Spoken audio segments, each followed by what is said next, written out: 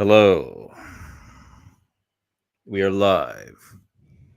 And scary Dave Martel is here. and don't ask me what we're going to talk about because I don't know. But I'm sure it'll be interesting. Actually, I do have some idea, only because we were talking about it already. I wanted to get the origin of some of his spiritual beliefs. And then I was asking him why he was sitting there in the sunlight. And apparently he's left his attic partially for the reason that it's haunted. So Dave, why don't you tell us about that while I smoke the shit out of this pipe? So there's just some spooky happenings that have gone on up there that have occurred that I don't really. I'm a very superstitious guy. I'm a guy that I don't really play. I believe very deeply in the other world, and I don't like to mess around with it too much or disturb it. I'm somebody that I'm a very superstitious guy. I don't, and I've had quite a bit of I think the word supernatural, I guess, is a little problematic. I guess paranormal would be the correct term. I've had quite a bit of paranormal experiences in my life that, I don't really play with that stuff. Why do you prefer, what's the difference between supernatural and paranormal? Supernatural implies that there is something beyond the natural. Oh, right. But I mean, in the immediate context of ghost stories, I think it's allowable. It's not like it just means an uncanny story, really. I would think. I mean, I know what you mean. You avoid that that kind of thing, don't you? That's another aspect of your business. No, I guess I'm being persnickety. In common parlance, you say supernatural, people just mean like ghosts and shit. You know what I mean? They're not really thinking of like, oh well, he's implying transcendental cosmology or whatever. Nobody thinks that when you say supernatural. I'm just being persnickety. So yeah, supernatural, I guess. So did you see anything in the attic, or was it just vibes? There was a few things that happened. So here's the deal: is that I don't really want to talk about it because it's like right up there. I don't, So we could talk about some spooky stuff that happened elsewhere. I don't mind about that. Yeah, I see. Well, excellent. Of all the excellent reasons not to do it, that is possibly the best. Yeah. I will accept that. Some people might be like that. Oh man, I told you, dude. I believe very deeply in this idea that if you when you speak of something, it gets summoned, right? I'm sure a lot of people listening will be familiar with the idea or the knowledge that, for example, our word in English for bear just means brown one. We don't really either don't remember or never had a word for bear because the ancient peoples, feared the bear and they didn't want to summon it by saying its name. You know what I mean? We also find this with the names of the gods as well. We call Freyr. Freyr just means Lord. His real name is Yngve Freyr, which means Lord Ing, right? So we just call him Freyr because it's his Lord, because he's the Lord. Yeah. Quite a few of the gods have names that very well could have are forgotten because it's considered to when you speak something it lends it, like it could be irreverent, it could be you don't want to summon its wrath, you don't want to, you know what I mean, you gotta be careful around things that have power beyond this world. Did you not believe it was a friendly ghost, or would it necessarily be a malicious thing to speak about? You don't want to have to see it and have it scare the fucking bejesus out of you. Yeah. Either way, friendly or not. Yeah, exactly. Because let me tell you, I have experienced paranormal things that I do believe that are benevolent. Anytime that you experience something that is otherworldly of this nature, it is spooky as hell. I don't care. Folks have never experienced it, or maybe only had like a little something or whatever, and that haven't had maybe like seen a full like apparition, to visualize an apparition, or or hear something that's clearly audible, that haven't had a really fully manifested paranormal experience, they're like, oh wow, I want to see it, I want to experience. No, you don't. It's this involuntary terror that you experience and you run. It's like, it's sheer terror because it is, I don't know, it's an instinctual thing. And I'm not really trying to feel terror. Well, I thought you were Mr. Ghost Story, Mr. Horror Stories, Mr. No, I'm not into it. I'm actually a pretty easily scared guy. I'm not a. I can't. David. Oh my goodness. I can't watch. I can't watch supernatural horror movies before bed because they give me nightmares. I'm a nightmare guy. Really? Yeah, they start spooking me out, and I'm a little bitch, dude. Well, what an admission, my God! And who would have thought? And are you still microdosing like all the time for your headaches or whatever? Is this, I wouldn't say something I shouldn't say personally. I don't. You yeah, don't no, that's fine. So, yeah, I microdose. Actually, I guess it's illegal. Is it? Oh shit! Yeah, okay, well, okay, we won't talk about that. Oh, he doesn't do that. We're just talking shit. Yeah. So somebody I know, somebody that isn't me that I know, suffers from a pretty terrible ailment known as cluster headaches, and the only known real treatment. There's no real treatment. The only real good treatment for it is use of psilocybin mushrooms. So this person that isn't me that I know that has this ailment, microdoses them frequently in order to keep these headaches away, because they actually call them, another name for these headaches are suicide headaches, because there is a large minority of people that have them chronically, and almost all of them end up committing suicide because of how bad. It's actually the highest. The cluster headache is actually the highest on the pain index. It's like giving 10 births in the area of one of your orbital sockets. It's maybe it's your brain giving birth to ideas. All those ideas you get. You beat me to the punch on it. Yeah. You're giving birth in your brain. Yeah. But when does that affect your situation being slightly? Oh, this person that does this. Does that affect his getting the willies and his? Like the only time I can see, there's only one time I can say I saw something apart from being on hallucinogens. And it wasn't even terrifying. It was just odd beyond belief. I saw a light fixture when I was like almost, of course, like in, night, almost asleep. And it was kind of like morphing and moving. And it had me hypnotically in a trance watching it. In a way that I wasn't even alarmed. And it wasn't until I realized, like, wait, this isn't possible. And I checked myself. I was like, am I really seeing this? And I had to like break a spell kind of to even to realize it or notice it, which is interesting too.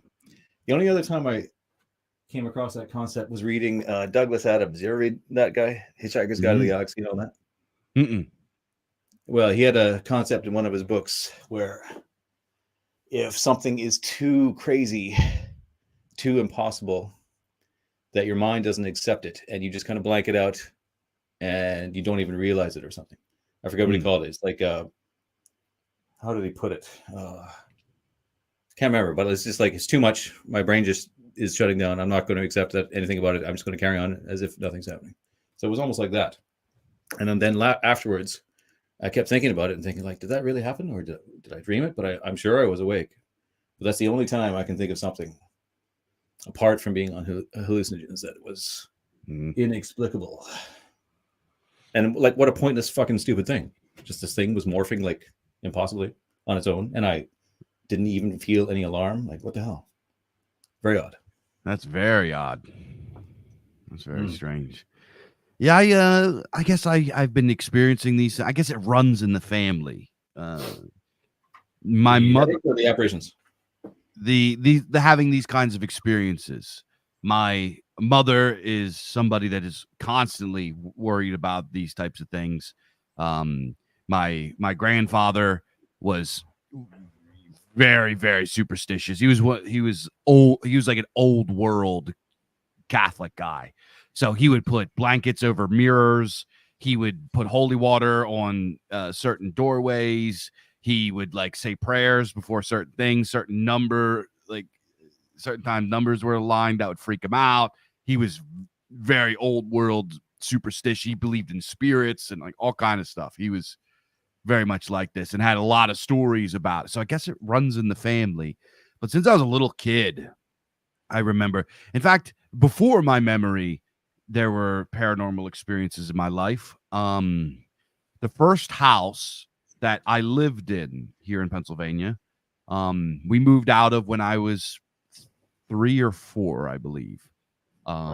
This was it was very haunted by some sort of poltergeist or whatever.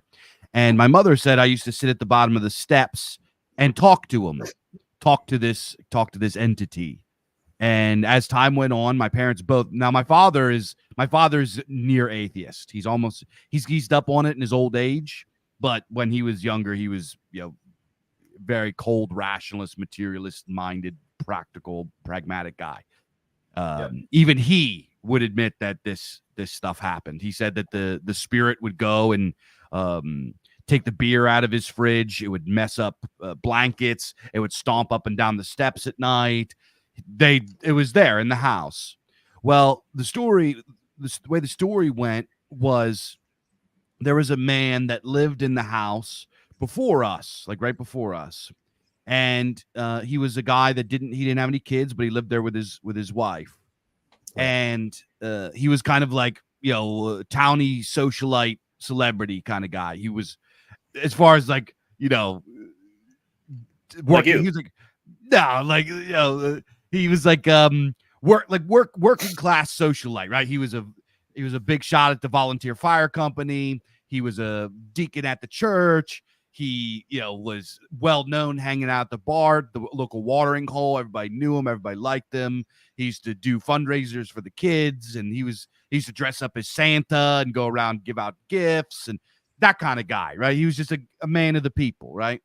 Well, this guy was at the local watering hole one evening, and some scumbag from out of town came in with a shotgun to try to stick the place up.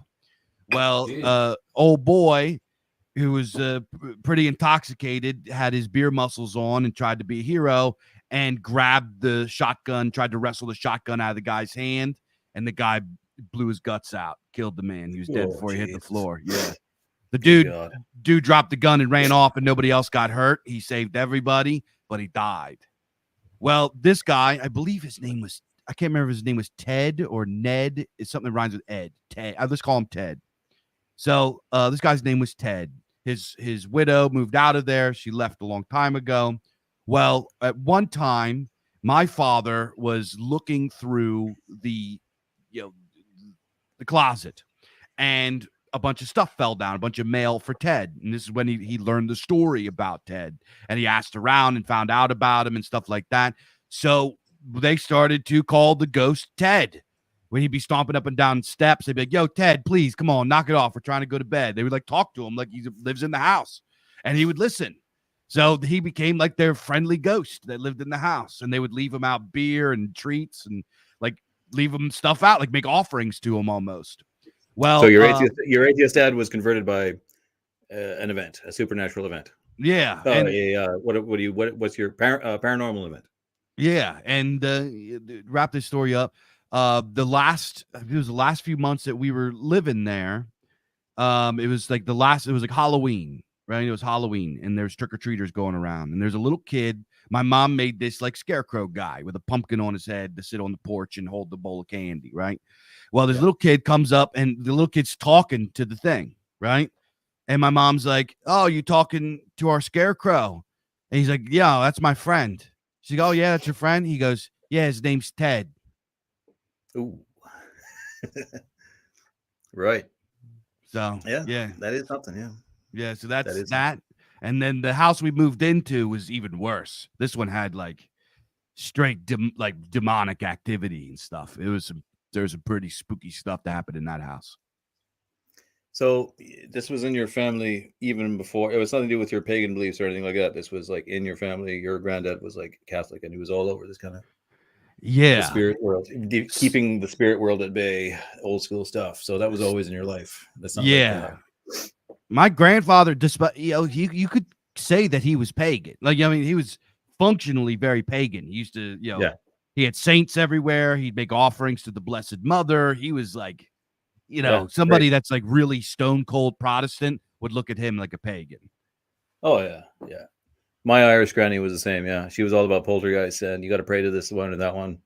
Yeah. I remember that. Yeah, they were very much. Yeah, functionally pagan is a good term for it. Yeah, but that's cool.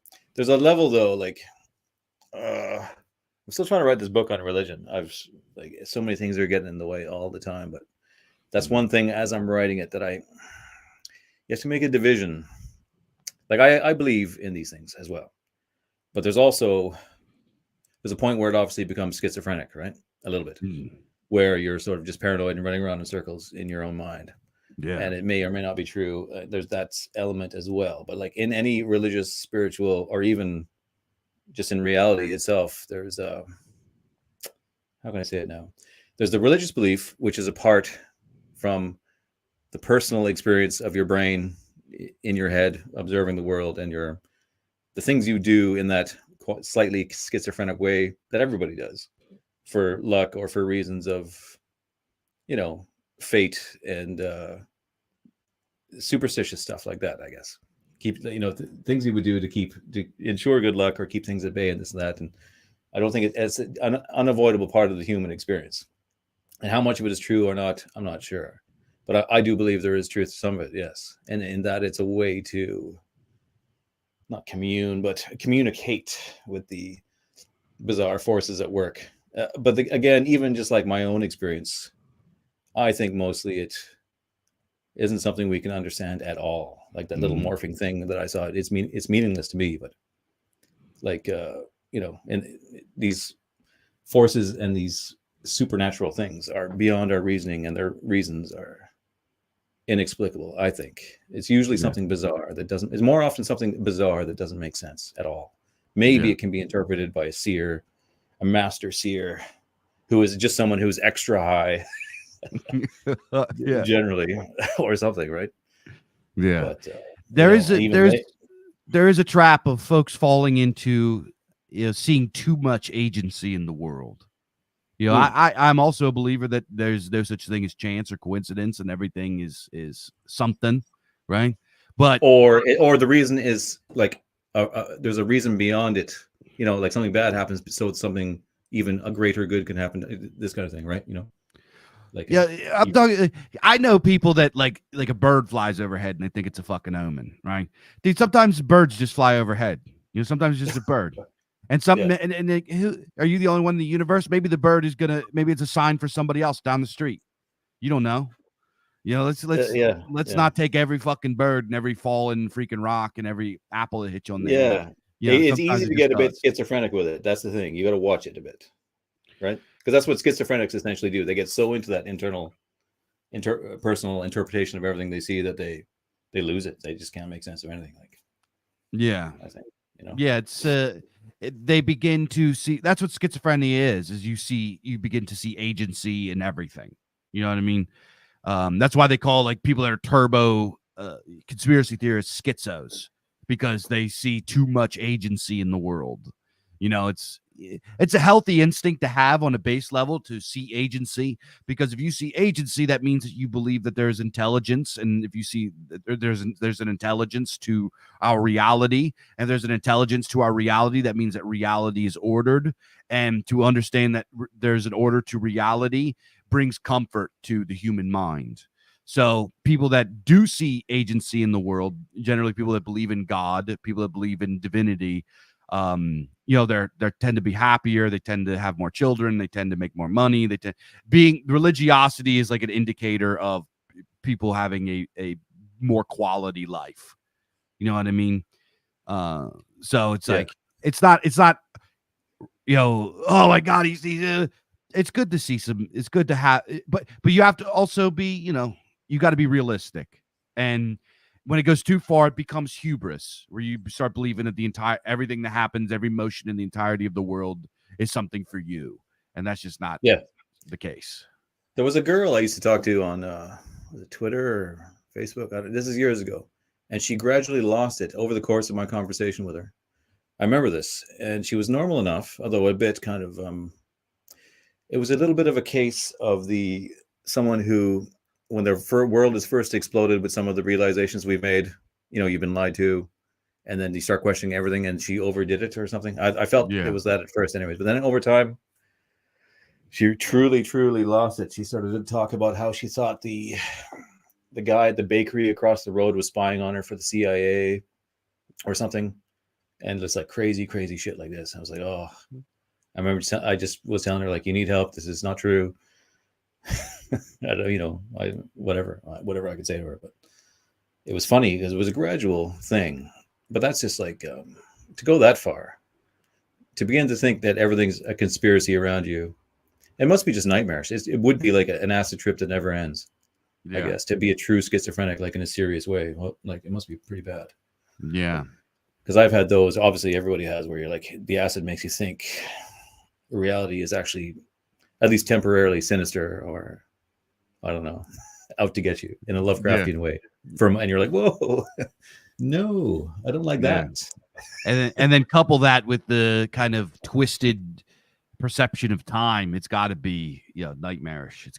It really has to be. Well, I guess, 'cause if you have no frame of reference, this actually happened to me. So I have what they call ADHD, right? And I never realized this. You have that too, do you? Okay.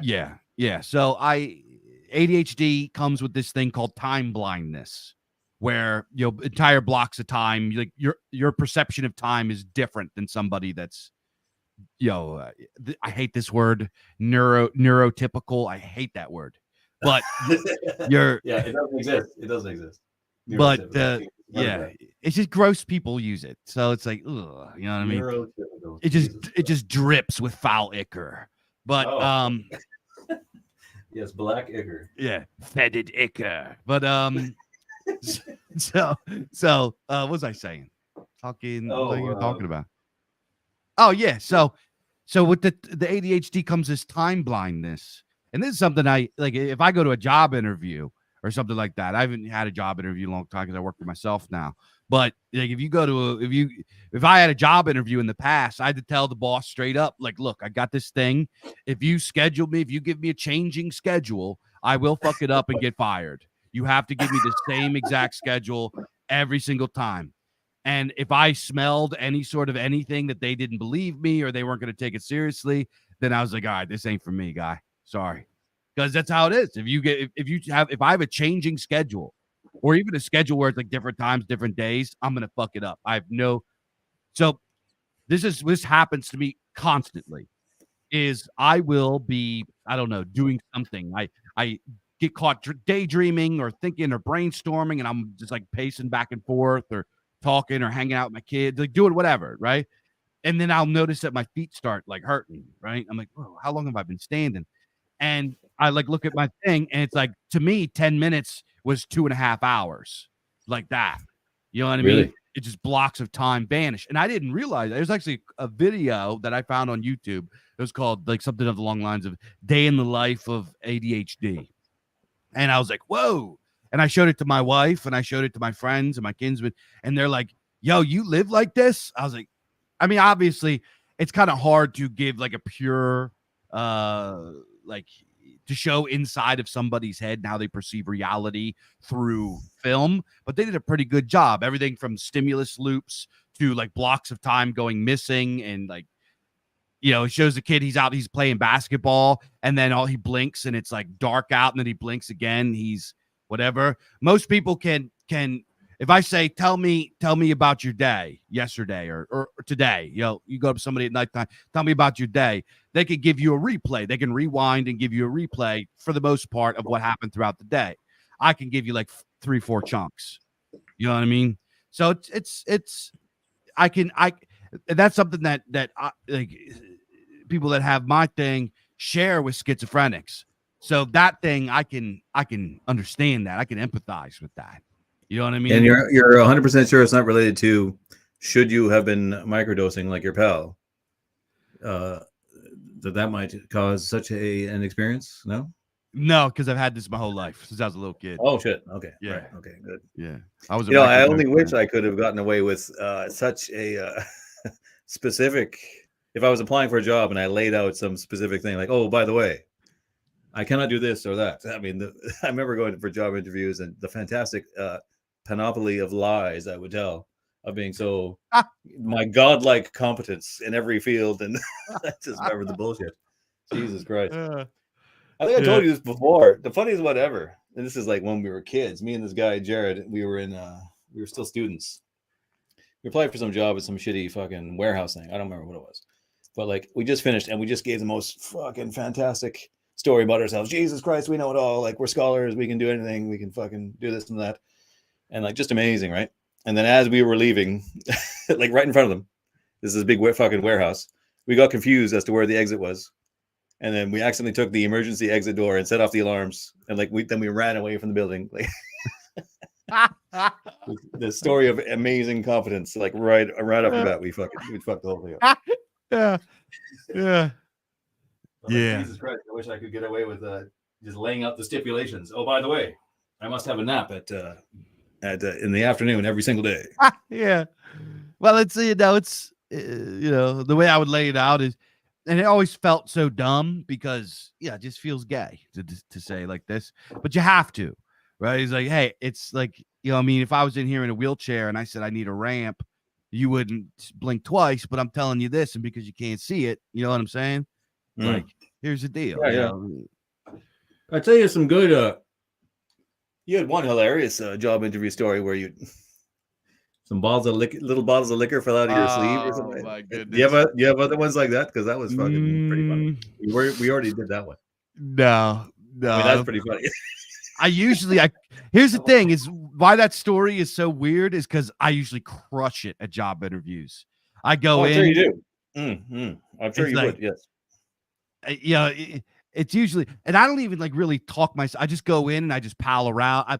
I have a talent where I can look at somebody and I can just know instantly what they're into.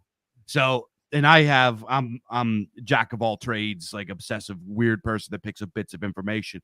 So I can have a conversation with just about anybody about anything, right? At least at layman's level. And that, people like that, hey, you're into sports or you're into cooking or you're into this or you're into that. You look like this kind of guy. Is that the kind of guy you are? And it's usually pretty close. Hey, so I usually do very good at job interviews. Even if I don't get the job, I'll usually get like a call or a text from the guy. I'm like, hey man, I had a great time talking to you. I'm sorry that this and that happened. It's just how it is. Well, give me that run around.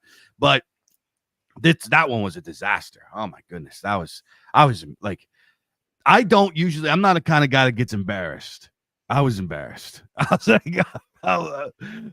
told my wife about it when I came home. She's like, how did that happen? Who are you? Yeah. just a bad experience. Don't get sad. And so when you're talking to me, have you sized me up and you're talking in a certain way, or is this the true Dave? Is this the? Oh no, it's always the true Dave. I always got true Dave. That's my thing, bud. My problem is I can't turn it off. I've never been able, like, I can't work at something like an office job or where people are like, they got their shit buttoned up and they fucking talking at the water tank or whatever. I always dick that up because eventually the F word's going to come out. Eventually I'm going to lose my temper and say something rotten. I'm just me all the time. And I can only wear a mask for so long. You guys listening that can do like the office job thing and go and wear a mask and be somebody else for that long, man, I respect it because I can't do it. I never did it at office jobs. I would be myself, like more or less. I wouldn't start talking about crazy shit, like this. But I would get away. Maybe I wouldn't so much get away with it. Maybe I didn't get away with it as much as I sound. You guys thought I was getting away with it. Yeah. It seemed to be okay. I don't know. They all seemed like fucking oddballs to me in their own way. They'd always be into something strange. But I do remember like some weird occurrences or like shit. I remember once I shouldn't even tell the story. Shit. I don't even know. It's got no conclusion or anything good about it. But I remember, uh, shit. It was like a big, busy office, and this woman was like, this is when I was single. This like fairly single, sexy older lady was in her office, and I kept like kind of looking at her. I sort of couldn't help it, right? And like eventually there was a bit of a weird scene where I had to go into her office and like I don't know. I mean, nothing happened. What? where are we going here? I don't know. Like, what are the details of it? She started talking about like porn movies or something, like randomly, Okay. and like joking around like this. And like, I just remember, I remember the whole like scenario of it, like in this busy office, mostly full of like queers and other ladies, like hen-pecking ladies that would just like fucking make the logo cornflower blue kind of shit. Because I was a graphic designer, right? I was, which is really the most ridiculous job in the world. And you are there to literally change the logo slightly, the shade of the logo, and you're getting paid like outrageous money compared to like what we do struggling to publish ourselves or do work for ourselves. You get paid a lot. You did get paid a lot of money to be in this environment. But I remember like just like that's not a good story. It doesn't go in. I can tell you the details of it, but like nothing happened. But I just remember the setup and like to be out in this outrageous seat and to have something like that like almost happen in the middle of this silly, shitty corporate world. Just there's a humanity of it. Like they're all there. Also, a lot of them are fake. You're right, and there's a pretense behind everything they do, and a lot of them are psychopaths for sure. The ones that do well in the corporate environment are definitely psychos. They are fake. They will fake it to the extreme, and they will have great arrogance about it. A combination of arrogance and a little bit of psychopathy is what makes you excel in that world. I do believe that's a big reason for the shittiness of the modern world is the corporate culture and the type of person it celebrates and elevates. Really, it is the marketing type guys. Because no matter what, if you're an artistic type guy or even a smart guy, a tech guy, you're always subordinate to the people who talk big, who do the sales and are talking to the clients and all that kind of thing. And they're usually pretty nasty little numbers. And I don't know. It's dysfunctional, but I don't. What was the point of that story? The point was like I was just totally normal all the time, pretty much. I wasn't like trying to do anything, and even then, that would be like little funny occurrences. Like I remember also, I had to make a website. I made a secret spot on the website where where there was a little animation of the boss pulling down his trousers and like showing off his butt. I made a little cartoon. if you went to a secret spot on the webpage, and I showed him, and I was like, "Look, if you go over here and you click this, you can see this." And I thought that was hilarious. And I didn't get fired over that, and that's pretty bad, really. Did he like it? I don't know if he liked it. That's might be a strong word. He didn't. He laughed. He was like, "Okay." Maybe he didn't think it was real. Maybe that's the other part. But like, it's not as bad as you think. I think you would actually get away with a lot more in that world in some ways because everyone's just faking and like fucking around. Everyone knows it's shit. But like, yeah. So you never did a corporate job of any kind, no? No, like nothing like that. I always, because of my upbringing and everything, I usually got stuck doing like menial labor, and I did all that too. I did all that shit. I did all the fucking. The worst job I ever had was roofing. Oh, that is the worst job. That's the worst job. It was the worst, and it was. You know what the worst part was? It wasn't getting up at 4 a.m. to fucking work like a dog on the roof with tar, getting burnt by hot tar and gravel. It was the other people. The other guys were so harsh. These harsh fucking lifelong, ex-cons and stuff. They're fucking miserable. They're all addicted to pills. Yeah, and they were just difficult. Like they'd always be threatened to be some like big older guy who was threatened to kick your ass. And imagine that you're working like a dog. And then at one point, you're almost like fighting for your life in the middle of it. It's like, okay, great. Like, it's just fucking, the people, I mean, they were funny in a way. They were funny, but they were fucking harsh. And it was just like, ugh. But what else was bad? I did all those jobs. I did every kind of job you can think of, just about. Yeah, concrete, that blows. Concrete? Yeah, Like what? concrete blows. Like doing like basement waterproofing and pouring concrete and busting up concrete, that blows.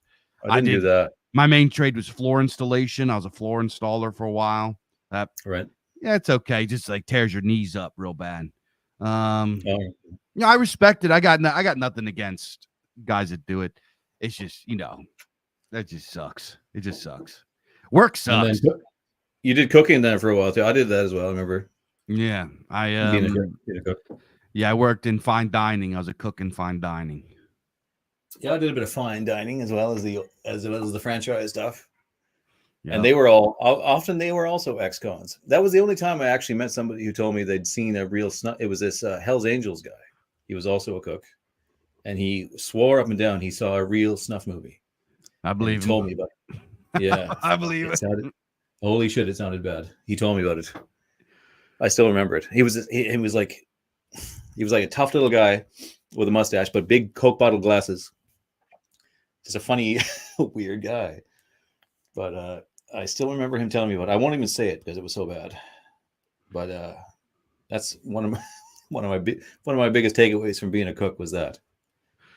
Yeah. But what other shitty jobs did we do? Let's recount them now. Oh my goodness. But of them all, the corporate stuff was actually the most painful in a lot of ways. Yeah, I worked in warehouses. I did a lot of temp work. I did landscaping. I did just about everything in construction. I did landscaping, construction.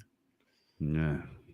That's all useful. But it'd be nice if you were making something real. See, you could do construction if you're working on, like when I built this thing, like it was a great joy. It was hard work, and I loved it every second of it. Right?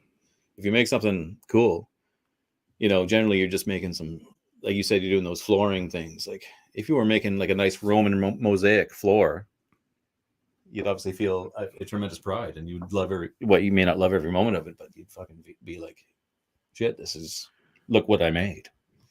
No, I worked for a big, gigantic corporation with floor installing, and I worked with, I don't want to get, because it was actually kind of a dark period in my life, so I don't want to go too far into it. But yeah, why was it dark? Oh, tell us, Dave. Oh my God! So come on, tell us. I worked with a friend of mine, rest in peace. And me and him had the business together, and that was like the beginning of his struggles with drug addiction, and then like some other lousy shit happened, and it was fucking loud. And also the job itself was lousy. We lived on the outskirts of a really nasty big city, so we're installing flame. We didn't install the good stuff. We installed laminate, like Pergo, floating floors. You know what I'm talking about? We installed the fake wood floors. So we were like in the hood every day installing floors, and it was just ripping out carpets that were like 40 years old that had dog shit on them. We worse, just like the apps, just nightmare houses we went into of the worst type of people you could imagine. One time we were doing a job, and there was a shooting right across the one way. We worked we did. We were at this place in the city. There's a one-way, little, for guys that know American cities, skinny little one-way. Right across on the corner was a gas station. Me and this other, guy that was working with us, he was like a helper, right? And he might have been 80 IQ. This is one of the most retarded guys I ever met in my life. Like this guy, like was bad. And we're like unloading the truck, and I just got some spidey senses. For some reason, I heard like some hard footsteps, and for some reason, I was like, yo, get down. And we like went and got down, and bop, bop, bop, bop, bop, bop, bop, bop, bop, and like fucking that was it. And we like got up and we ran and got in between these houses in this alleyway, and head out there for like 10 minutes. And my boss, who's this big fat crazy drunk guy named Ronnie, comes out and screams at us, yo, what the fuck's going on? He's like, dude, there's a shooting next door. He's like, are you gonna bring in the wood or what? Did you get shot? It's like I'm not even kidding. This guy was a fucking, I believe this it. guy was a maniac. This Ronnie guy was one of the craziest guys I ever met in my life. We're getting to like, yeah, he used to like, one time we didn't work for like a week because he was on the lam because he got into a bar fight and stabbed a guy. He's like, I can't tell you what happened. Fucking, we're no work this week. No work. Call somebody else. I was like, what the fuck? So like 2 weeks later, he pops up. He's like, yo, you ready? He just shows up at my house in the morning. He's like, yo, you ready? It's like, dude, what are you fucking, you didn't even call me? And I was like, all right, let's go. So I get in. He's like, yeah, I fucking got into a fight with this jerk off guy that I fucking knew. And I fucking shanked him.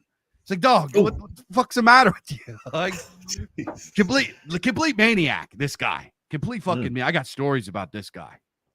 Right. I probably shouldn't tell some of them. He's dead too. Rest in peace, Ronnie. But yeah. So there's a shooting right next to the place. Obviously, you know, like one bullet like hit the wall to the next house. Like nothing got close to us, but they were gone before whatever. The cops show up. There's like a little bit of blood. Nobody's left over. I guess the guy that got hit didn't get hit that bad and ran off. So I'm sure you guys can figure out, you know, what the perpetrators, what the perps looked like. Yeah. You know? Were they Africans? I mean,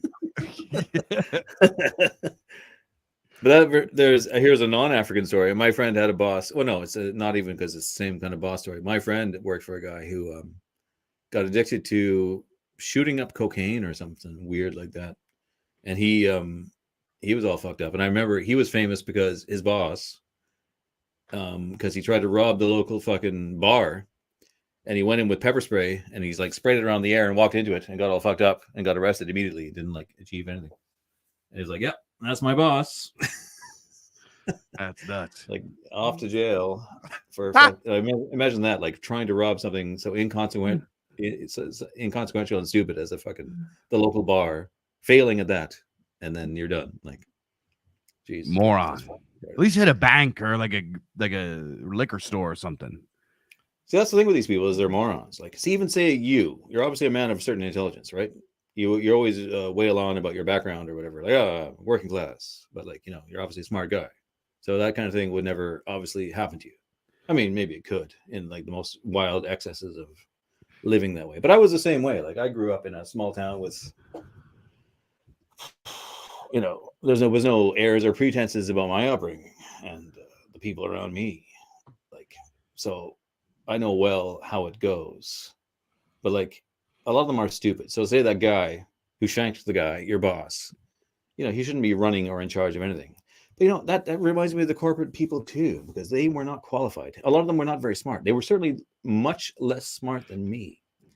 So that when I'm making the logo cornflower blue in the office with the hot older lady making googly eyes at me, that the you know, they're telling me their opinions, like this would be a big place. There would be millions actually would be spent on, say, redoing the logo, millions. And I would be responsible for my little part of it, right? And I would be honestly giving my artistic opinion, as much as you can. In the corporate environment, it's always this gay bullshit where it's meaningless and you can't make sense of it anyways, but I'm supposedly hired for my artistic ability to make it better, right? But nobody listens to my opinion. And you got these people that know nothing about art at all, or nothing about even graphic design or color theory or fucking anything, telling you very specifically what they want you to do in no uncertain terms. And they're idiots, but they just happen to be just like your shanky guy. They're just the person in charge. They're bossy and they have a lot of attitude and they're in charge. And that's, you know, that's the criteria, I guess. And that's how it works. Yeah. Yeah. This guy I'm talking about, he was like a big guy. We're talking like 6'4", Bubba body, like big fat guy, probably easy 350, all kinds of kids, different women, like 350 fat or fat. Yeah. Like, well, I mean, he wasn't like a blah. He's like one of those like barrels. He's a human barrel. Right. And he liked to fight. He would get drunk. He had a coke problem and a gambling problem, and he couldn't keep his dick in his pants.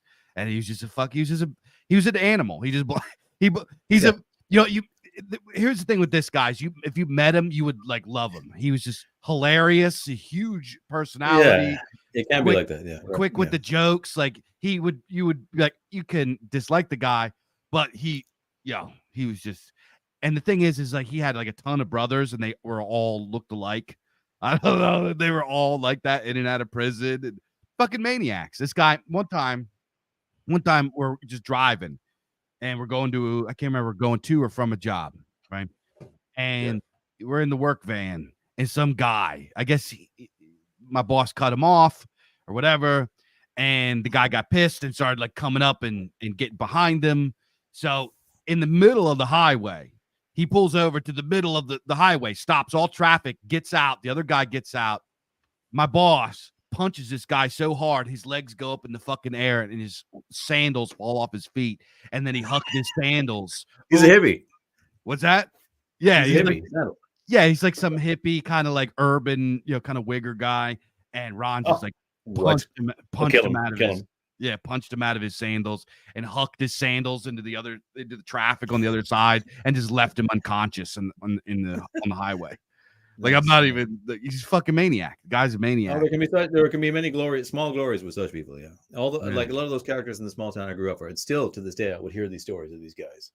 I know one guy recently faked his own death because he was so sick of his job at the pulp mill at the local. Everybody works at the pulp mill or the sawmill. This is Canada, and like small town, sort of like Twin Peaks. Very much, it looks the same. Everything about it is the same, pretty much. So everyone works at a sawmill or pulp mill, right? It's all woods in the fucking Rockies.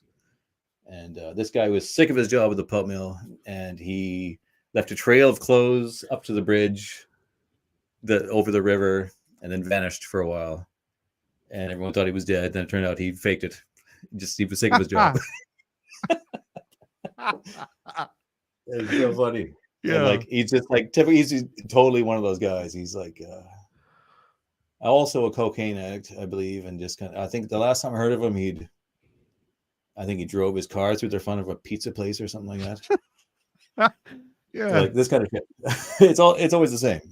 These people just don't belong in civilized society. They belong in the wilds. Well, yeah, it's hilarious feral. And it's great. It's great in a way. I mean, I love it in many ways, right? But you don't want to be working for them, that's for sure.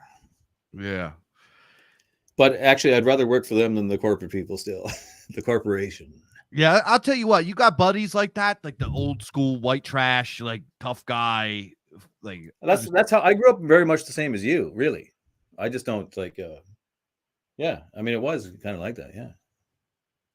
Yeah, it's like sure. It's good to have those guys as your buddies, because these are the dude I'm talking about here, the guy that shanked the dude and punched a guy out. So when I first started working there and with him, I just turned 18 or something like that. I was young, very young. And he gave me a bunch of cocaine, and we popped a bunch of like Percocets and drank a bunch of cheap liquor. And I like passed out and went into convulsions. Why? From which part of it? It was I don't know, just too much mixture of drugs. As a teenager.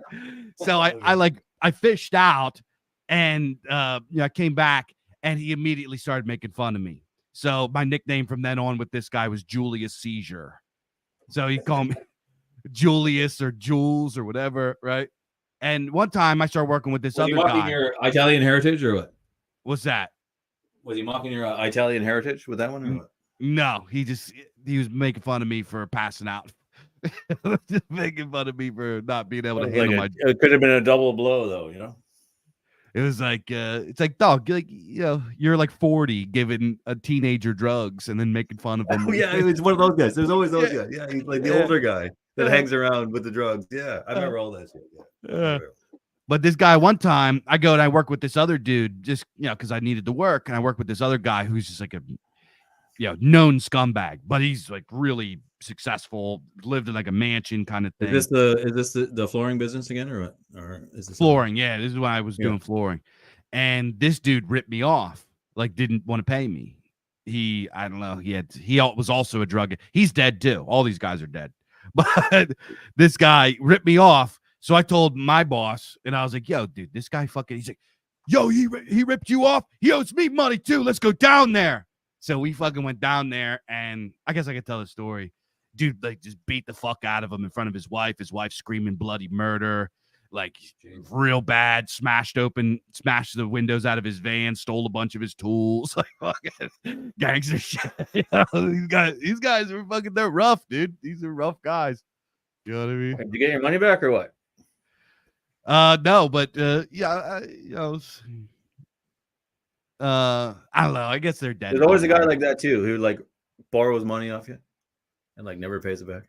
Yeah. Although I remember there was at least one guy that I owe money to. Actually, still to this day, I owe him like $200, I think. Well, you fuck yeah. I forgot about that actually. But there's another guy that owes me money. He was the only mulatto in town. And he fucking borrowed my 8-track for music. Well, I was recording metal shit on my 8-track recorder. And the fucker borrowed it and never gave it back. The only person I think I owe money to right now is my co-host Tristan. I bet him $100 if Biden would lose the presidential campaign, and I lost, and then I immediately told him I'm not paying him, that it jerks off. It's like, fuck this deal. Yeah, I love doing that. I'm not paying you.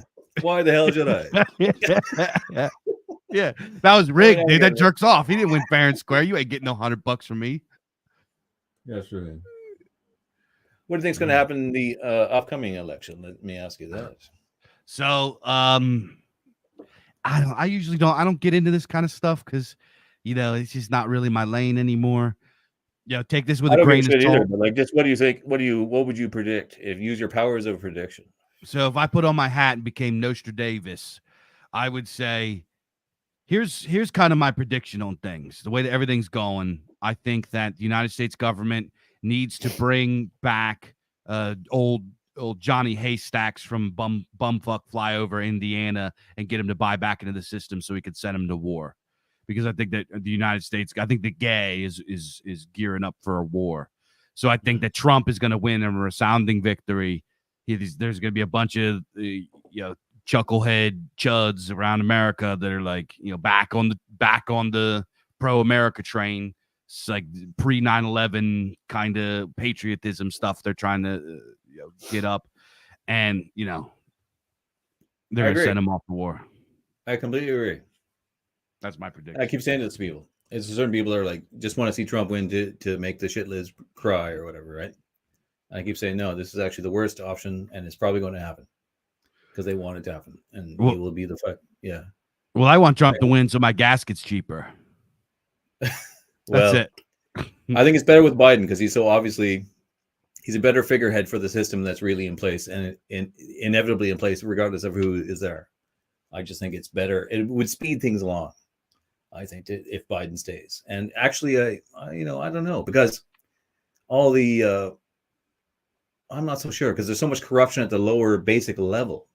All the how can I say, black ladies and people actually counting the ballots and things.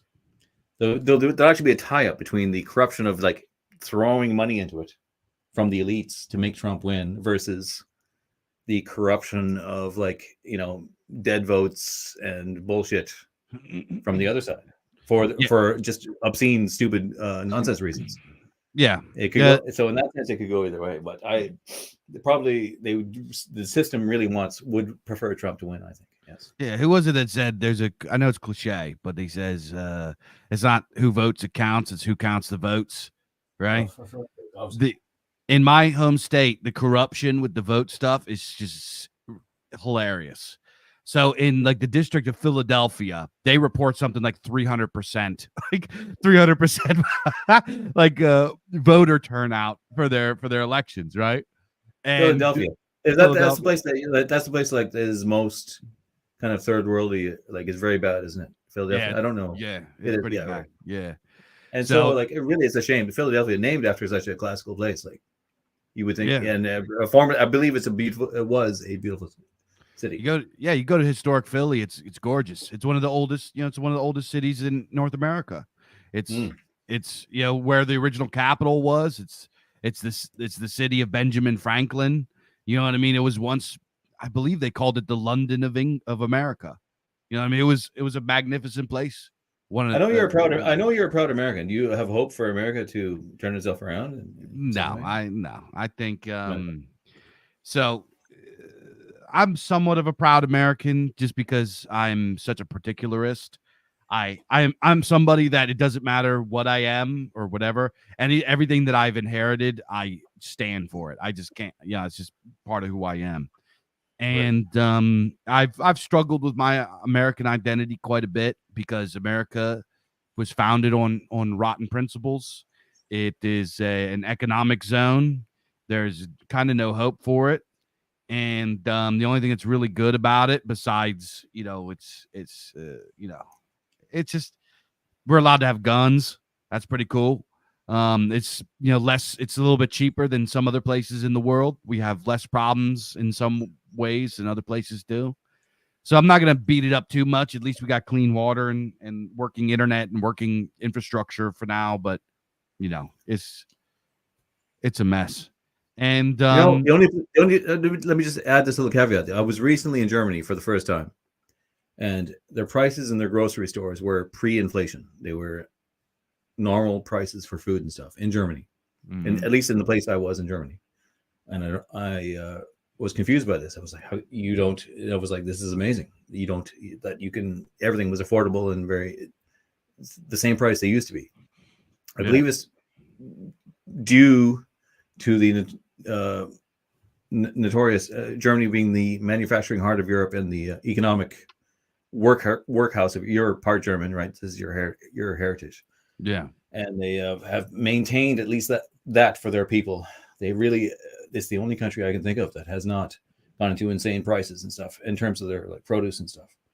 And I think it's because how much of their manufacturing they've retained, and that's partly because they've retained a respect for the stuff they build and in fact there's some remnant of the guild system still in Germany, I believe, to this day. But as we speak, because of what happened with Russia and the gas, the pipeline being destroyed, they are losing their ability to self-manufacture and probably will be joining us in that misery.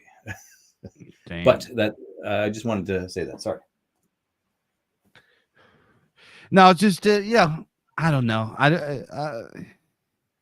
don't really have many feelings about it. I think this year I usually get if I'm at an event and people stand up and do the Pledge of Allegiance and hand on the heart and do I usually do that, but I think this year 4th of July was the first, and I felt guilt for it too. It was the first time I didn't really have any enthusiasm for it. And I just, I didn't, years leading up to it, I, faked it a little bit, and, I wasn't really, because, here, regardless of it being founded on Enlightenment philosophy and all that crap, George Washington was a boss. Now he was a brave man and a badass dude and should have become king. Yeah, he should have. Yeah. We have, regardless of their philosophies, the guys that set up America were pretty cool guys. They were definitely. Yeah, definitely. Absolutely. They were great dudes. Very, very smart men. And and it was a great place. I mean, it was a great place. It flourished for a while in the beliefs it set up for itself, and it did very well for a period. It's a shame, a terrible shame what's happened. But you're right. It's reached a point where you can't be on your own side. You have to. We are basically all of us. I'm not American, but we all live under the umbrella of America. So it's the empire that rules the world, really. And so we're all forced to hope it fails, and the sooner the better, because it's run by people that want to and will.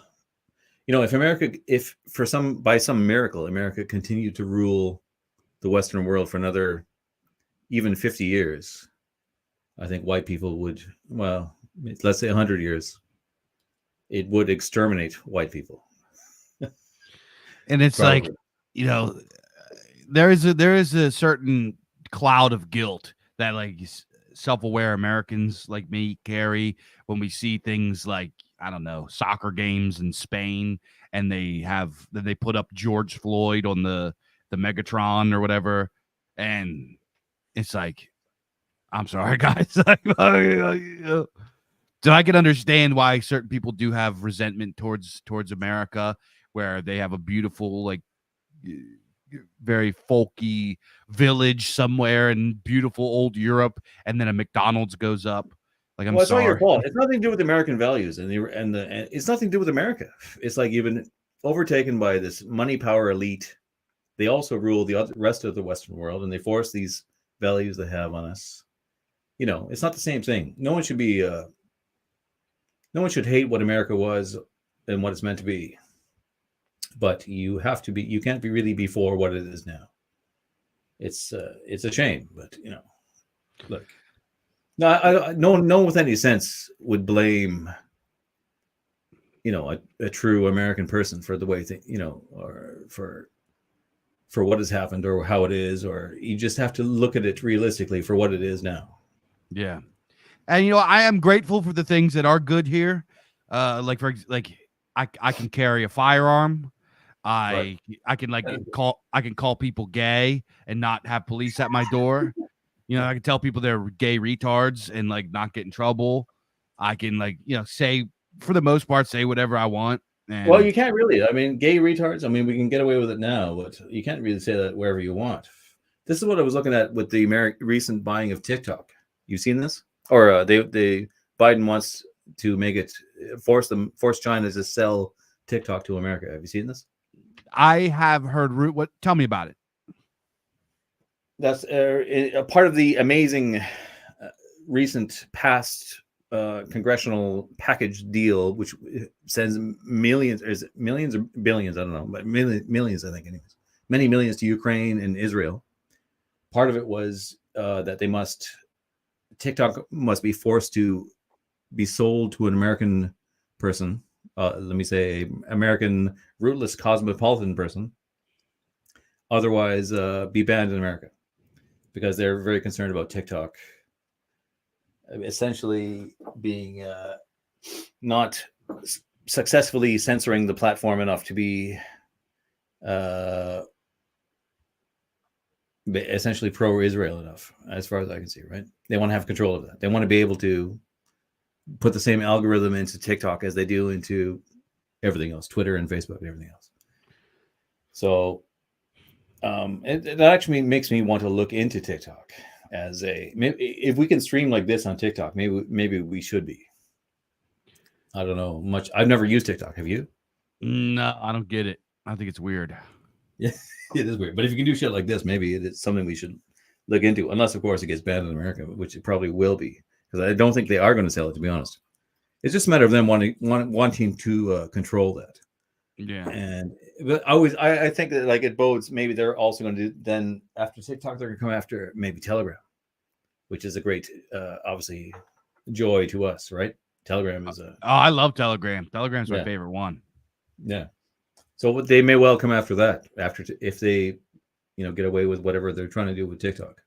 I wouldn't doubt if they made a go at Telegram.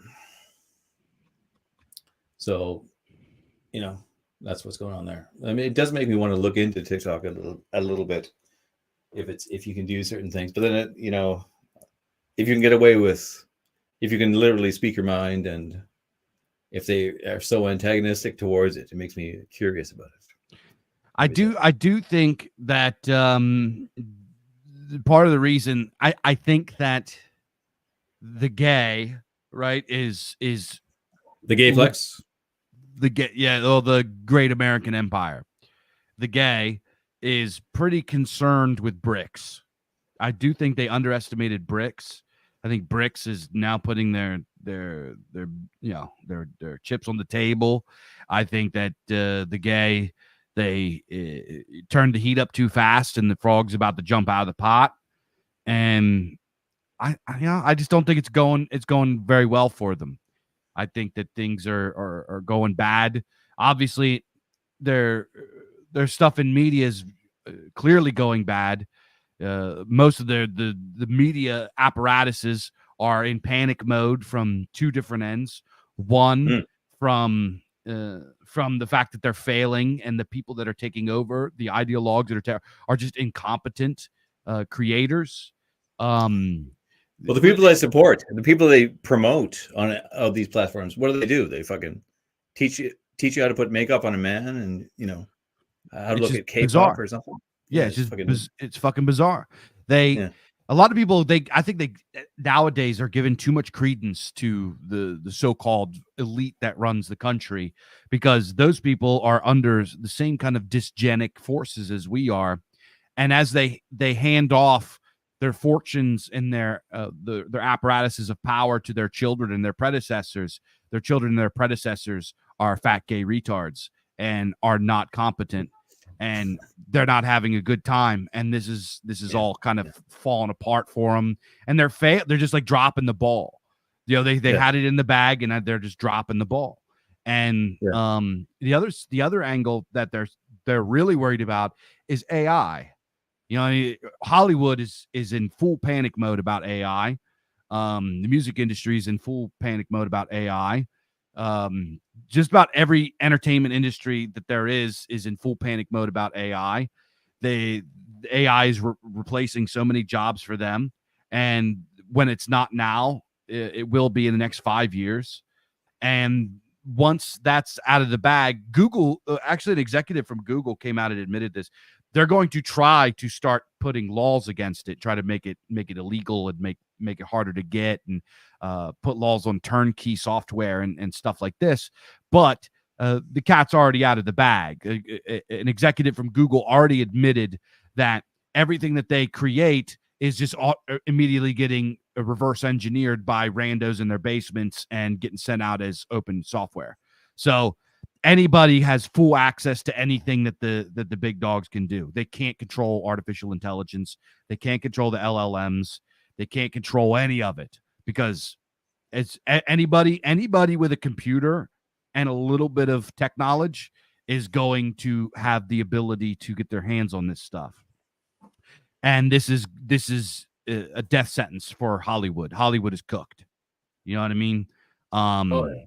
Yeah, just about everything is cooked. And it's just, if they don't have that power anymore, as it's like they're dropping the ball on one end, pissing everybody off with what they are doing, and then they're about to get replaced by technology. So I've actually recently, I'm sure you're aware of this, but I used to be a Luddite, and now I've become an accelerationist of sorts. Have you? When did this happen? Yeah, how recently? Like a year ago, I guess, year or so. See, so what do you think? I've been an acceleration for so long. Yeah, so really, I don't get into. There's a lot of like goofy autism that goes into accelerationism, and you have all of these weird subcategories, and I don't buy into all that crap. I simply call myself a folk futurist, and honestly, some of those ideas that I have on this topic, actually, Brandon, started with you. So, in your book on art specifically, a lot of my ideas about art that I have now that I put out there. So I bought your book. When did your art book come out? 2018, 15, 17, I think. 17, yeah, 17. I think it was 2017. I bought it about 2018, and I read through it a little bit and I liked it. And then I picked it up again a few years back, I guess at the beginning of COVID or something of that nature. It was actually, this is real weird and esoteric, but our little weird thing that we got going on, that we come up with the same ideas at the same time. I think that you beat me, except you generally beat me to it. You are on top in terms of the ideas, or at least acting on them. You fucking always beat me. But anyways, go on. Yeah.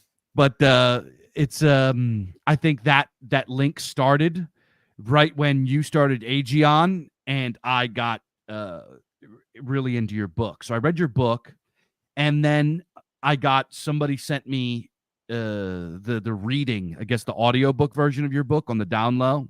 I did. So I didn't pirate it. Somebody pirated it and sent it to me. Yeah, I already bought it. Actually, I've bought your book twice. I bought it. I gave it away. Well, thank you. They never gave it back, and I bought it again, and then now I've lost it. I'm pretty sure I know where I left it. But anyway, after reading your book, there's a handful of points in there that really stuck with me and then evolved in my mind to become a lot of the kind of like philosophies that I have today that I call hyper romanticism. So, yeah, so some of my ideas about artificial intelligence and technology and futurism and art actually start like they might not reflect in your book and your ideas, but that was the ground where they sprouted from. That's, you see, now that's interesting. And when I decided I want to do Aegon, it was not, I didn't I'd heard of the Biz Archives, but I was not really, it wasn't anything to do with that. It wasn't like I didn't know what it was exactly. And then I, like, when I did Aegon, and I still do it, I thought, even still, my goal was to revive what I thought was a valuable cultural thing that had vanished from the earth. This kind of fictional entertainment of a certain type, inspirational and geared towards basically young white men, basically, and the kind of things they would find inspirational. And even still, like, but then I realized what the Biz Archives was, and I was like, oh, you fucker, you beat me to it.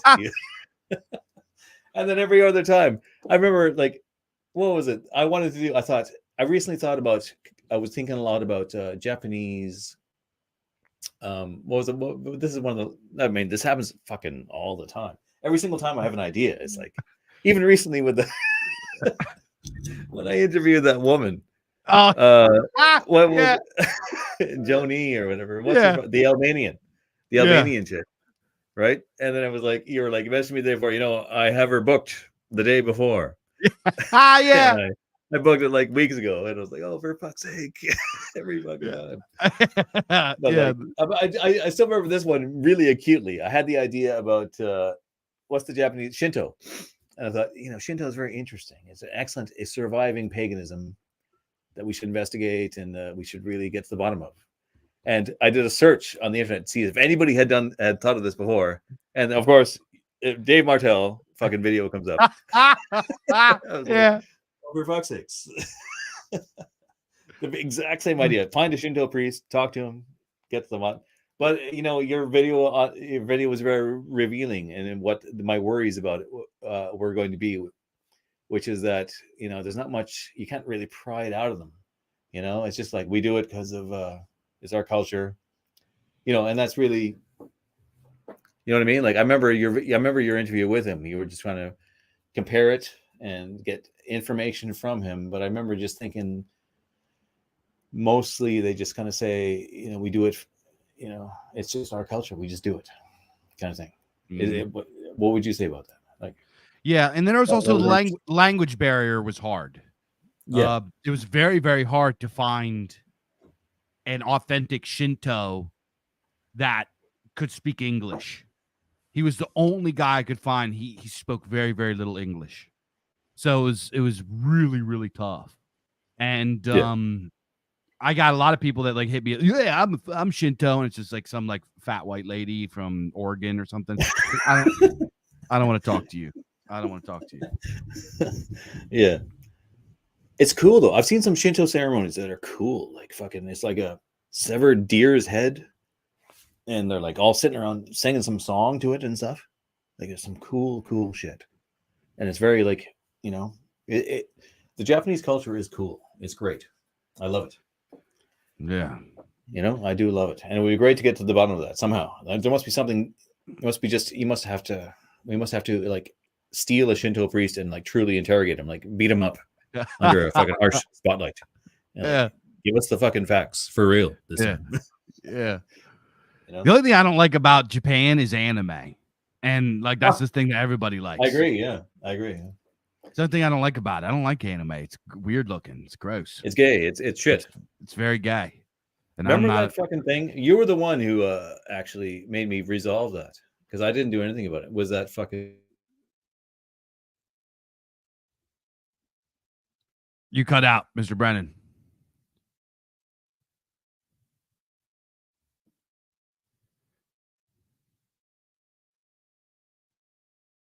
Nope. Can you guys hear him? I'm Oh, back there he- now. there It's he the is, there fucking he is. same stupid shit that happens every fucking time. So you said resolve that. This fucking, and then you cut out. Oh, remember that there was that little.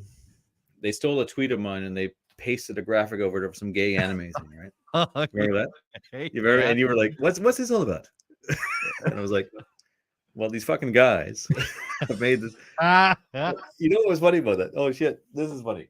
So yeah, so I had a tweet. The original tweet was like a baby deer, and I said, "By God, that is cute." And then some anime faggots, or I shouldn't say that, anime homosexuals took that, call me anime people, and they pasted a picture of like some gay anime thing over top of it, and it was bitten shared everywhere.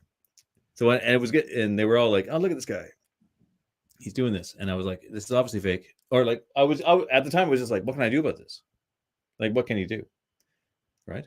It's like I just said nothing, or I said like, if you think this is real, I'm going to block you because I don't like gay stuff and I don't like anime. I was almost more offended by the anime than the fucking gay shit. Like, and you were like, "What? This is fucking slander," and I was like, "Yeah, you're right."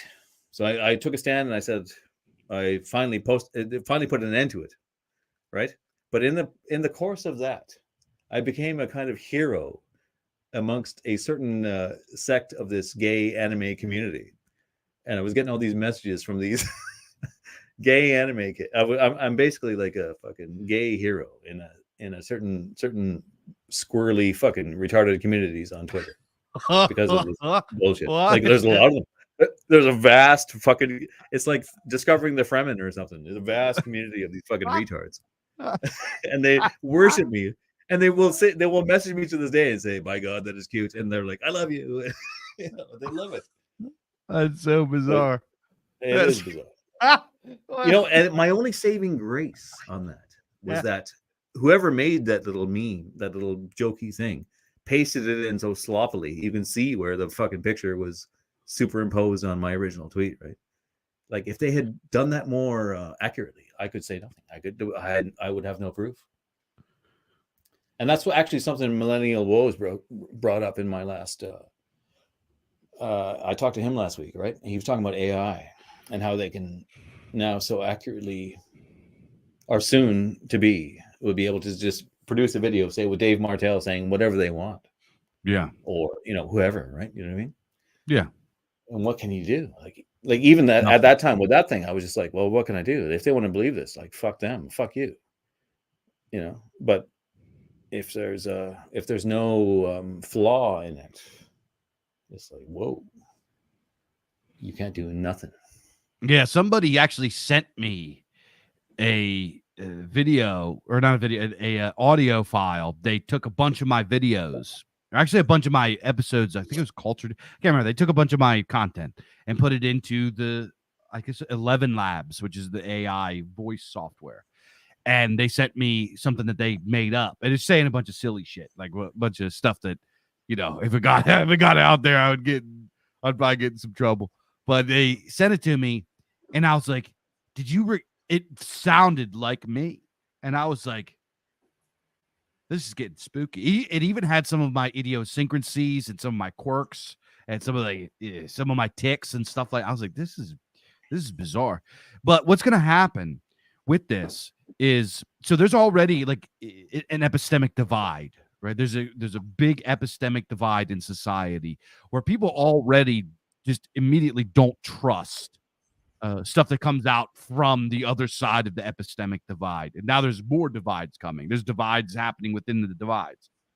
So there's already an air of skepticism among society. The only quality that we share anymore among the population, the global internet population, is skepticism of each other. As AI increases and this stuff comes out there, it becomes more common in the virtual space. This is going to lead to pretty much nothing being real. There will be no discernment between the real and unreal. And as things continue to evolve, it's already like this right now, where people's real selves are emanations of their virtual selves. They create a persona online on their social media, and then they begin to try to make their meat self emulate their virtual self. So meat space is downstream from the virtual space, and that which is in the virtual space is realer than what is in real life. You could see the evidence for this in things, obviously, the COVID phenomenon. People were believing things that they were seeing online over things that they were actually empirically experiencing. You know what I mean? There's everybody's dying, the hospitals are full, and blah, blah, and then they go drive past the hospital, nobody's there, right? But they would be like, oh well, that must be for XYZ reason or whatever. It's so full of dead bodies, nobody can get in there. Like, I don't know what the fuck they believe, but this is something that's happening. So as this occurs more, I propose this idea that I call imaginalism, right? Where because have you ever gotten into Nick Land? No, I've heard about him several times, but I did not read him. No, I read it like a few of his tweets, I think. So Nick Land is this absolutely just completely nutso, wacky, crazy guy that has some impenetrable fucking schizo philosophy stuff, but he's also probably the most brilliant philosopher of the last, of our time, in my opinion. Okay. One of them, if he's top 5, really, really brilliant guy.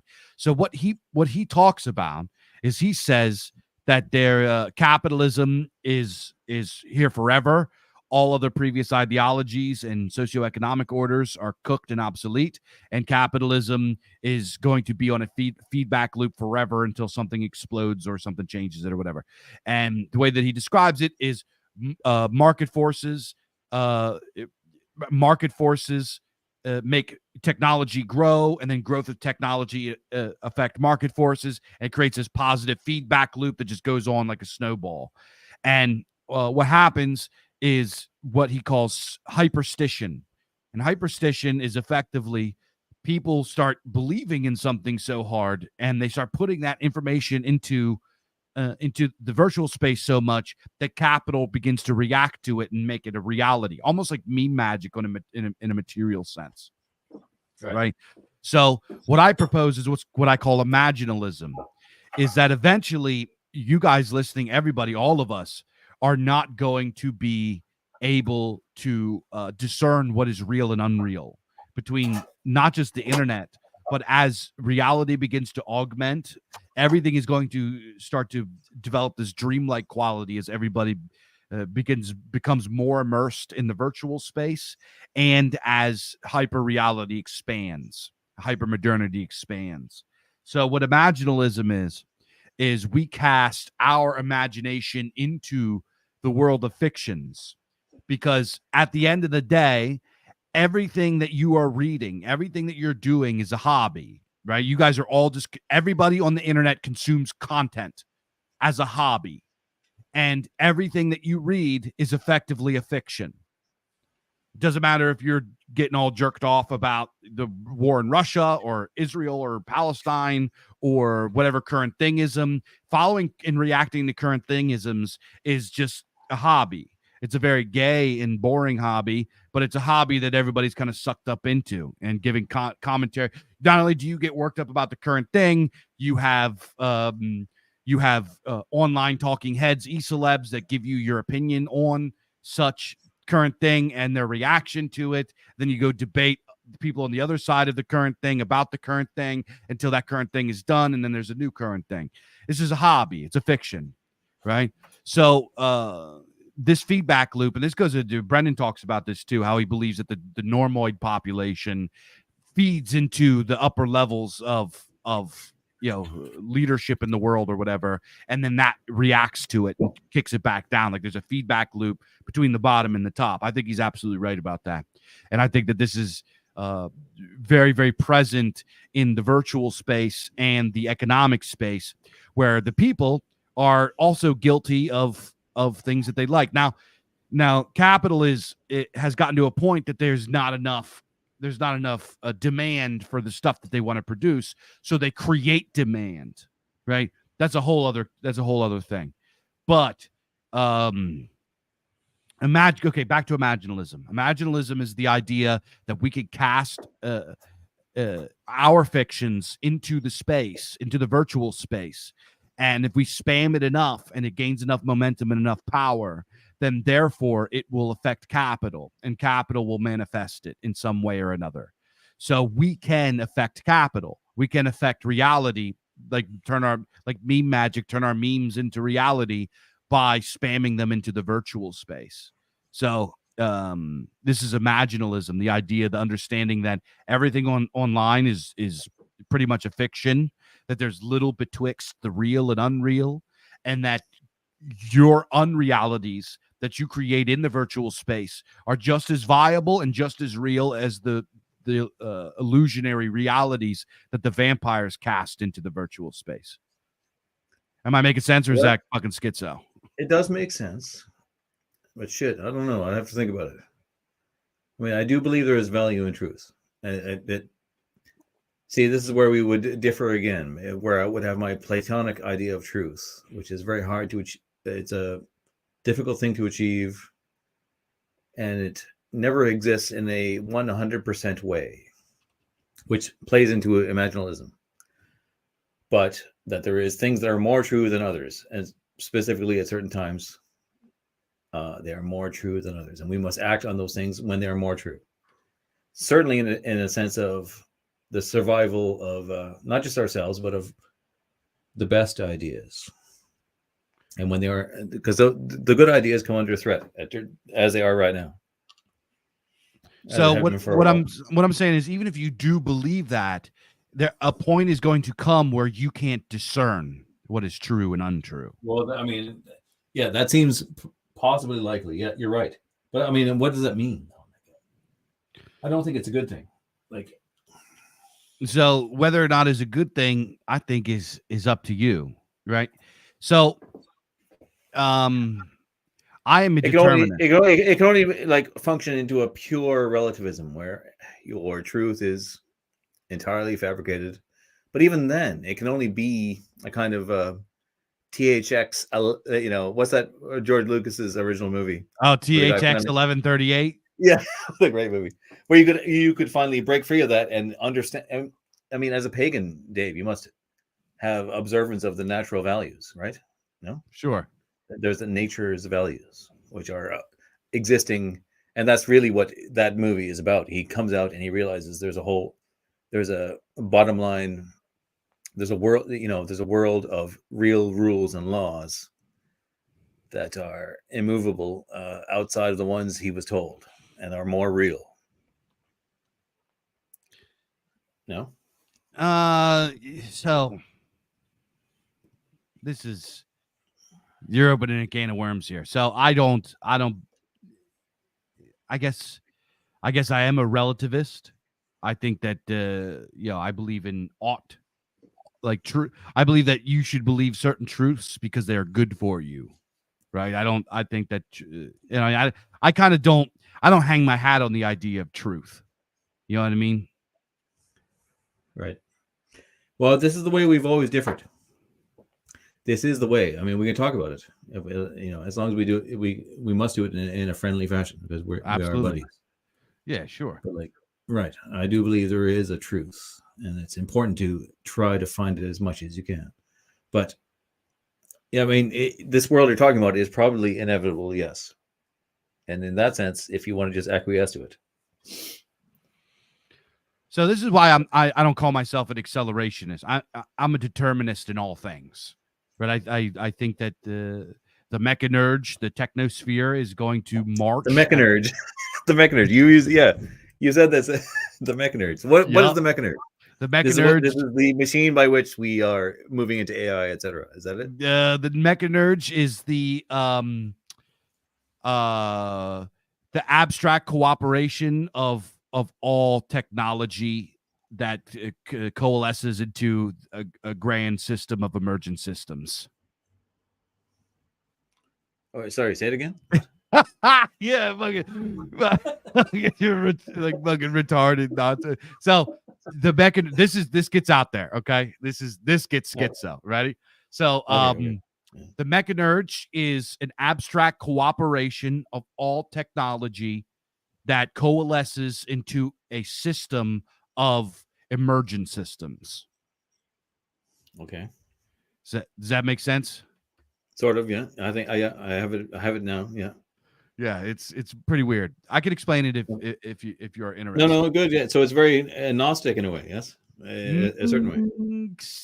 Kind. So, okay. So, Dmitry Orlov calls this the technosphere. Jacques Ellul called it technological society or whatever.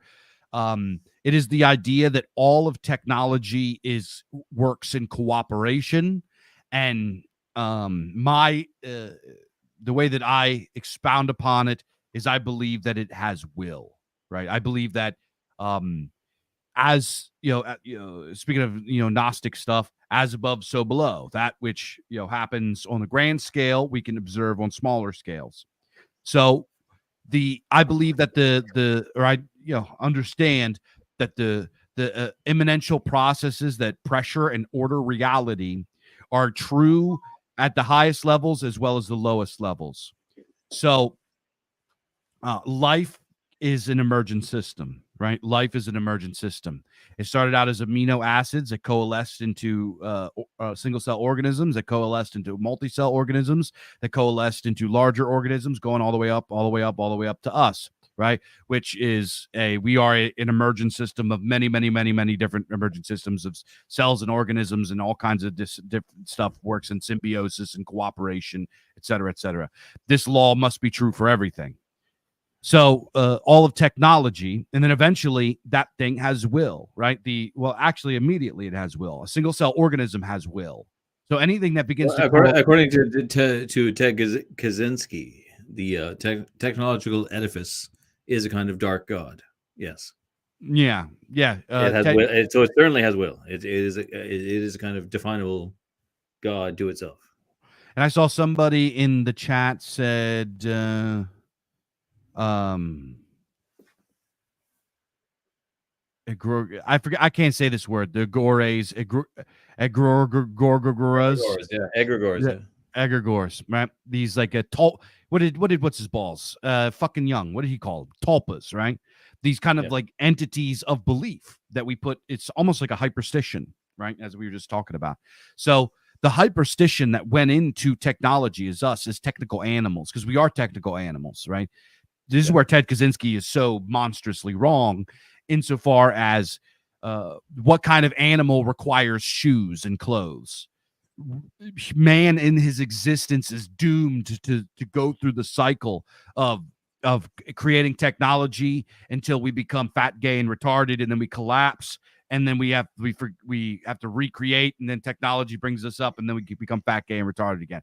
This is our doom. This is our cycle that we have to go through over and over and over again. I don't know about that. I do believe there could be a point where technology could leap you, and in fact it is. In fact, even in this AI sense, it's leaping you into another avenue, a whole new world, right? Yeah. No. Yeah. I actually I do agree with that. Speaking of, actually, here's something that you pointed out to me ages ago.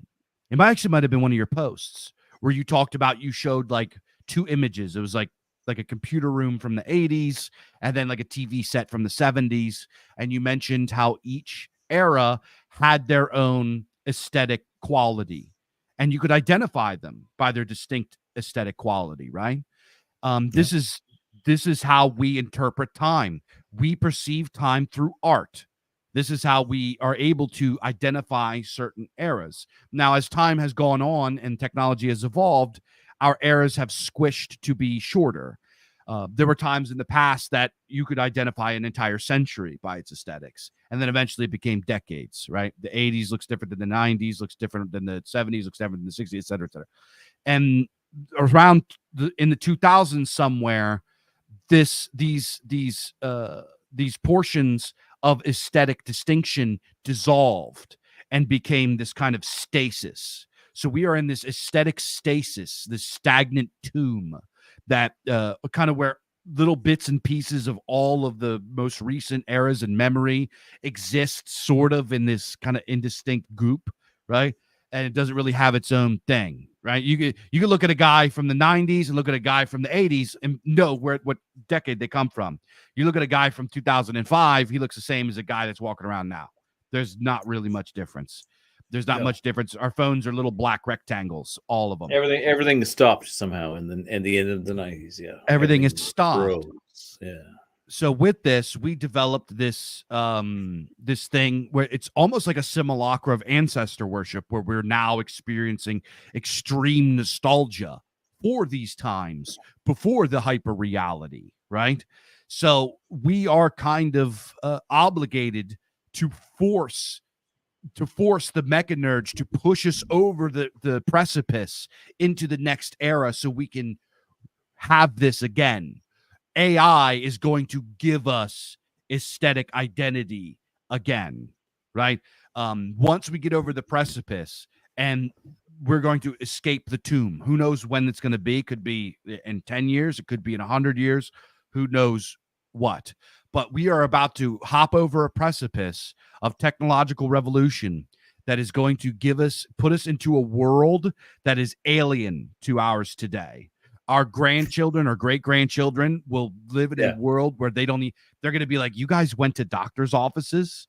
Well, what do you mean computer? Like, who knows what it's going to look like? We can't predict what it's going to look like. It's going to be like the World War I soldiers that left on horseback and on train and came home on airplanes to electricity, except many magnitudes more extreme.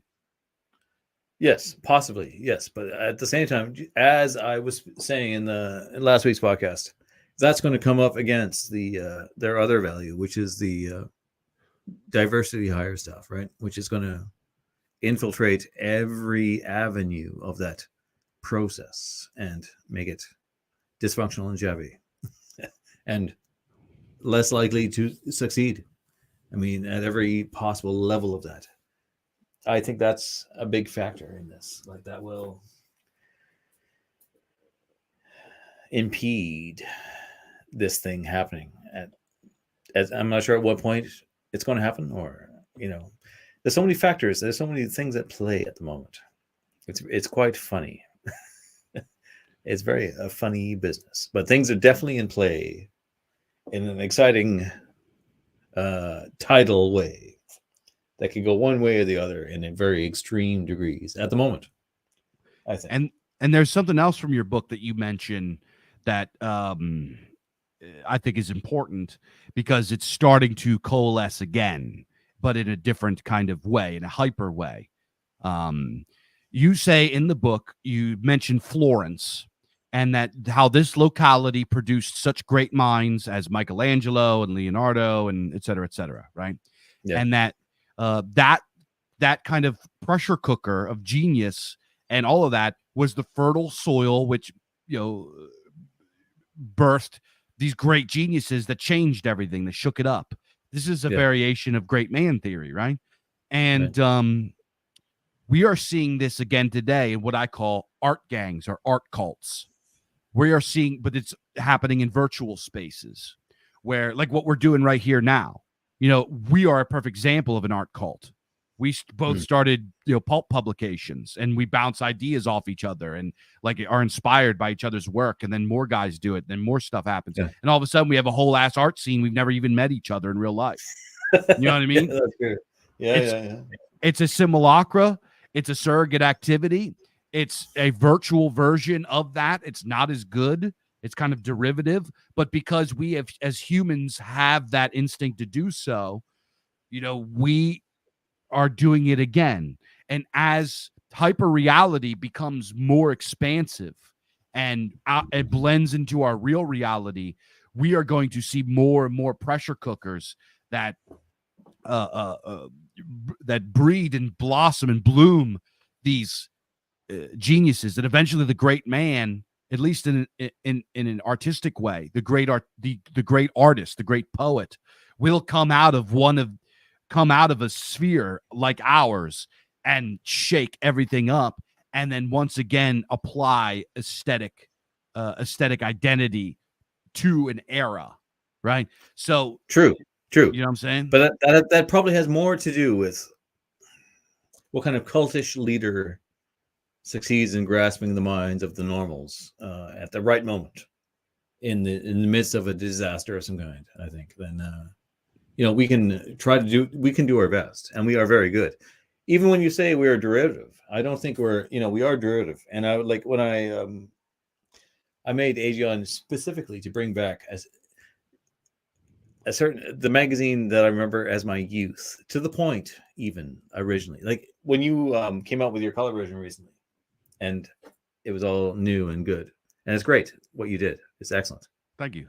And I thought, fuck, and I was thinking for a long time I should do a color version and everything else. But then I also thought my original idea was just to really emulate these things to the point where even my ads and everything were going to be just fake ads for Atari and like 70s bullshit. You know what I mean? I was just going to fully emulate these things. So I thought, well, maybe I'll just keep doing that in a certain way. Just the point of it was to kind of a nostalgic reminder in a certain way. But at the same time, when I read an old fucking analog or something, generally speaking, despite the fact that Dune and other momentous epic stories were published in them, most of it is actually fairly bullshitty and actually not even as good as the stuff we would publish now. I mean, I published a lot of people that I don't even think their stories are super great, but I like, just want to do it and like, fuck whatever, but overall, I mean, there was a lot of, I've many old 70s and 80s copies of Analog and Galaxy and stuff like that. Many of their actual day-to-day stuff was not super impressive, and we actually are doing better than them, I think, to be honest. So yeah, so when you say it's derivative, in a certain sense, it's something else we're doing, but at the same time, yes, I very much wanted to emulate the feel of what they were doing. So I guess a derivative has a little bit of a negative connotation. I didn't really so no, I just think it. No, I can see what you mean. Like we're not. It's very unlikely we're going to produce something like Dune again, or something, or whatever, Lovecraft or Howard. But our floor is higher. We have a higher floor than they did. I don't know. Oh, I mean, overall, we're not doing too badly either. For anyone who really gets into it and tries to read it and stuff like that, because a lot of their stuff, their day-to-day stuff that they published, was really not very good. Yeah, back they in had the a day. lot of stinkers. Yeah, They did. The weak stories in the Bizarre Archives are better than 90% of the stories in Weird Tales magazine. It's just it's just the way that it is. And I'm not I know, and we still just like so we shouldn't downplay ourselves in that way, I don't think. So based on people who have investigated these old things, looked into them, like as you and I have done, right? Yeah. I think that so Dan O'Bannon, the guy that made the Alien movies, had a great quote. I love such a great guy. Such a great guy. I love that guy. He's got such a wonderful quote. It's fucking what's that movie he made? It's so good. Living Dead 2 or whatever. What's the one with the punks in the graveyard? Oh yeah. What's that funny? Return of the Living Dead Part 2, I think. Or no, sorry, not Part 2. Just Return of the Living Dead. Yeah. Yeah, just the first Return of the Living Dead. Yeah. Good. That is such a good movie. Great. So he has an excellent quote when he made Alien, because he was directly inspired by certain comic books. He was inspired by other films. He was inspired by pulps. He was inspired by all this stuff. And they originally the whole reason he got into movies is that he was originally hired to work on fucking Jodorowsky's Dune that never materialized, right? Yeah. A lot of geniuses came out of that project. James Cameron. They were really stacked. Fucking, it was going to be Orson Welles as the Baron and fucking Salvador Dali as the Emperor. Salvador Dali, yeah. And they had Mobius was doing Mobius and what's his balls? H.R. Geiger were doing the art. It's incredible. Yeah. It's really incredible. But man, what a masterpiece that would have been. But anyway, Dan O'Bannon has a really great quote where they say, do you feel like you're like, I can't remember what the question is, but they're like, do you feel like you're ripping these guys off? Or do you feel like you're stealing these ideas? And he goes, I didn't steal from anybody. I stole from everybody. is what he says. And I thought this was brilliant because he kind of just took all of his favorite things and mushed it together into a thing that was new. And what this is that he's part of a tradition. Moderns have this sort of fetish with novelty, that if it's not a new thing, if it's not something that's never seen before, then you might as well not do it and it's not good or whatever. Because moderns are kind of trained to be allergic to tradition. And I'm the opposite. I really believe, and you are too, you're talking about making stuff that's completely like ads for things that don't even sell anymore, just for the aesthetic value. Yeah. This is because we are traditionalists. I don't really want to reinvent the wheel.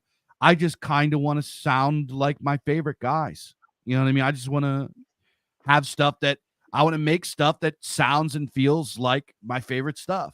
And anybody who ever made anything was doing the same thing, I think. Exactly. Metallica was just trying to sound like Diamond Head and fucking Motorhead, and exactly. You know what I mean? Like, yeah. And because you're not Isaac Asimov, and because I'm not H.P. Lovecraft, we, by our nature, create something that is different. You know what I mean? So that is how you have a living tradition. Is you just try to copy and be as cool as the guys that come before you. And in your lifetime, you don't think you're as cool. But then the guys that come after you think that you're the shit. And that is the beauty of tradition. It's all replication and copy. That's exactly what it is. Ripping each other off. A genealogical progression of like inspiration. Exactly. That's all it ever was. Yeah. Exactly. And that's tradition. Exactly. Well said. Yeah. Well said. And that's what keeps things alive. You know what I mean? That's what keeps the lineage. The moment that people started to develop this idea of, it has to be new, it has to be novel, it has to be this or whatever, because they presuppose that everything going forward is good and everything going back is bad and ugly and stupid and backwards, is that even just saying something is backwards is, that's in our common parlance, but that's like a complete liberal progressive presupposition. But anyway, what was I even fucking saying? You guys know what I was saying. Well, we're not in charge of our culture, and we don't have the same opportunities. I'm sorry, I'm getting a bit drunk now. That people had, those same people that inspired us to had. They could actually get published in a major sense, and distributed, which is a major problem we have. So distribution and etc. Right? So, like, we are in the cusp of a culture that is set against itself, and there's people in charge of it that do not want anything inspiring or self-affirming to emerge. So we are working against that.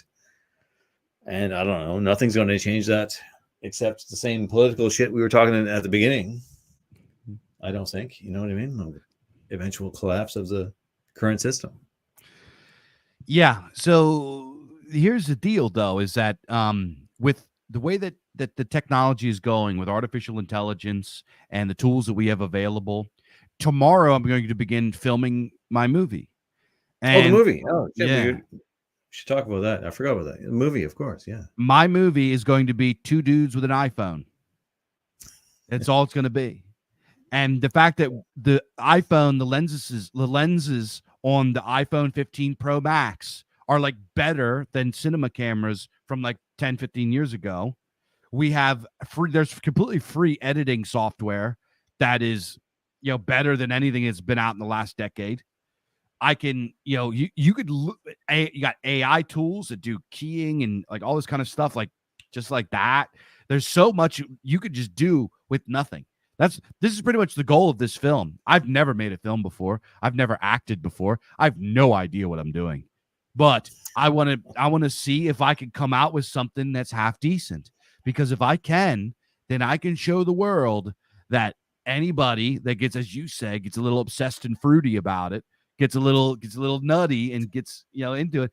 If you have two dudes, an iPhone, a couple $100 and a whole lot of passion and get obsessed with your project, you can make something of very, very high quality. And very soon. Who's the other dude? Who's the other dude? You two dudes. My kinsman, Shane. Right. Yeah. We're going to have some other people acting in it. We were just originally going to do him cameraman, me acting, and then that was it. But then we got some scope creep and got to bigger vision, so we're gonna have some more actors and stuff in it.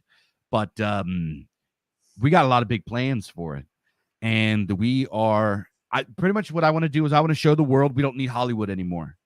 That you can make high quality visual content. You can make high quality content in just about any domain of art and entertainment on your own. And what this is going to do is overthrow and show like that we don't need these motherfuckers that control the thing. People aren't going to see their movies. People are buying their books. They're hemorrhaging money. They suck. They're gay. They're trash. We don't need them. They're trash. But they still control our distribution. You will still have troubles with you will still not have the distribution you should have, no matter what. But I'm sure you'll get through it. You'll work through it, as we do. But like, in reality, right? You should be able to reach a lot more people probably than you will. I mean, maybe you will, anyways. But the system is working against you in a certain sense. Yeah, I mean, it's not gonna is Amazon gonna put their full weight behind it and have like a sticker logo on every package they send out? No, I'm not gonna have that. But eventually, we can, eventually it's gonna be, and this is an ugly word, but we are going to democratize things to the point that someday in your lifetimes, everybody watching this, someday in your lifetime, the only entertainment you consume is going to be stuff that's made by your friends and your family and some e-celebs that you follow online. You're going to watch they're going to make movies with AI. They're going to make music with AI. They're going to make freaking everything with AI. I'm going to make rap videos. I'm going to make wigger rap videos. I'll fuck around and find out. I might do that. Oh, you've done that. I might. Maybe I'll do it now. Well, with something like this, like a movie for real. I mean, so how much? It's going to be a lot of effort, right? Obviously. I mean, I know you've been working hard at it already, and like having sleepless nights thinking about it, as you told me. Yeah. And like, obviously it's a big venture, and that's great, and this is excellent. And so you've got it all planned out, and you're going to make the movie. So what's your plan for like getting it out to as many people as possible? Because that is the secret.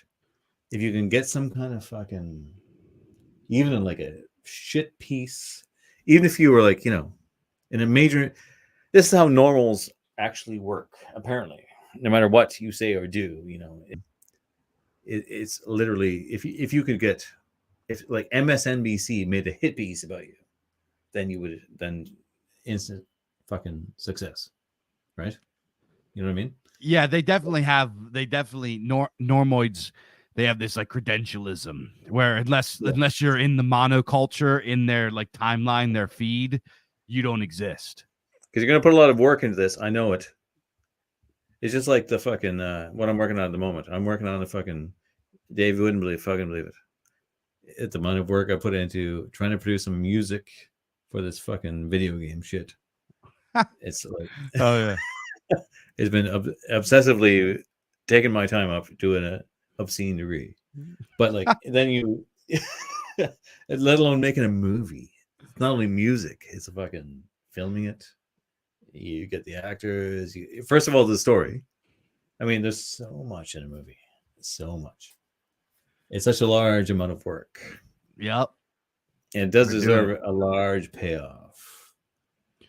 Well, that would involve, we're automatically suppressed. So I don't know. I mean, how would you could break through by being attacked, I guess. Well, hopefully this first movie, I have a suspicion that my first movie is gonna be pretty stinky. So I hope that it doesn't get distributed that much. Right. I hope it's kind of gonna be good. It's gonna be for the boys to just kind of like get one under my belt. Right. Well, that's like my buddy fucking what's his name? The guy you always tell me to talk to, fucking the descendants, the current fucking Lord Dunsany. He makes horror movies, but they're a little bit shitty. And they're, he just keeps producing them. Maybe the next one will be good. but he's always making horror movies, and they're not that great so far. They get better as he goes. He's trying, and he could make a good one. It's possible, but Yeah, he does the same thing. Yeah. He's got to keep grinding at it. Yeah, I see Wolf Shield in the chat. Our boy Wolf Shield. His movies, like from his like first one to Baby Teeth, and like his next one he's got coming out, he has come a long way. It's just like anything. It's like your first couple are going to be a little stinky, and then you get better. And if you're talented, but usually then down the road, your first ones are heralded as your ultimate artwork. Oh yeah, isn't that how it goes, right? Yeah. I do think THX 1138 is his best movie. It's good. It's great. It's a so fantastic movie. It's a fantastic it's so movie. Good, yeah. Star Wars is pretty good. I do like Star Wars. Yeah.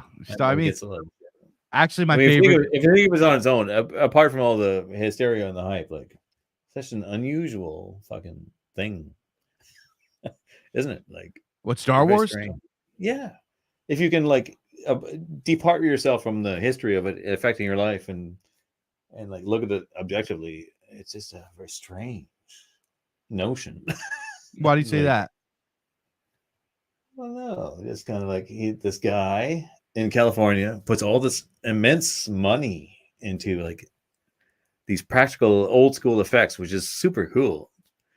Like so much money and effort into them, into like little, fucking little spaceships flying along and exploding, and it must have been, it would have been like such an investment of, arrogant self-confidence or something. I don't know. It's just it's an unusual mythical thing. Is all I can say. Yeah. Desperate Void in your chat makes an excellent point here. He says, I tried making an amateur film 10, 15 years ago. A major obstacle is finding people as committed as you are.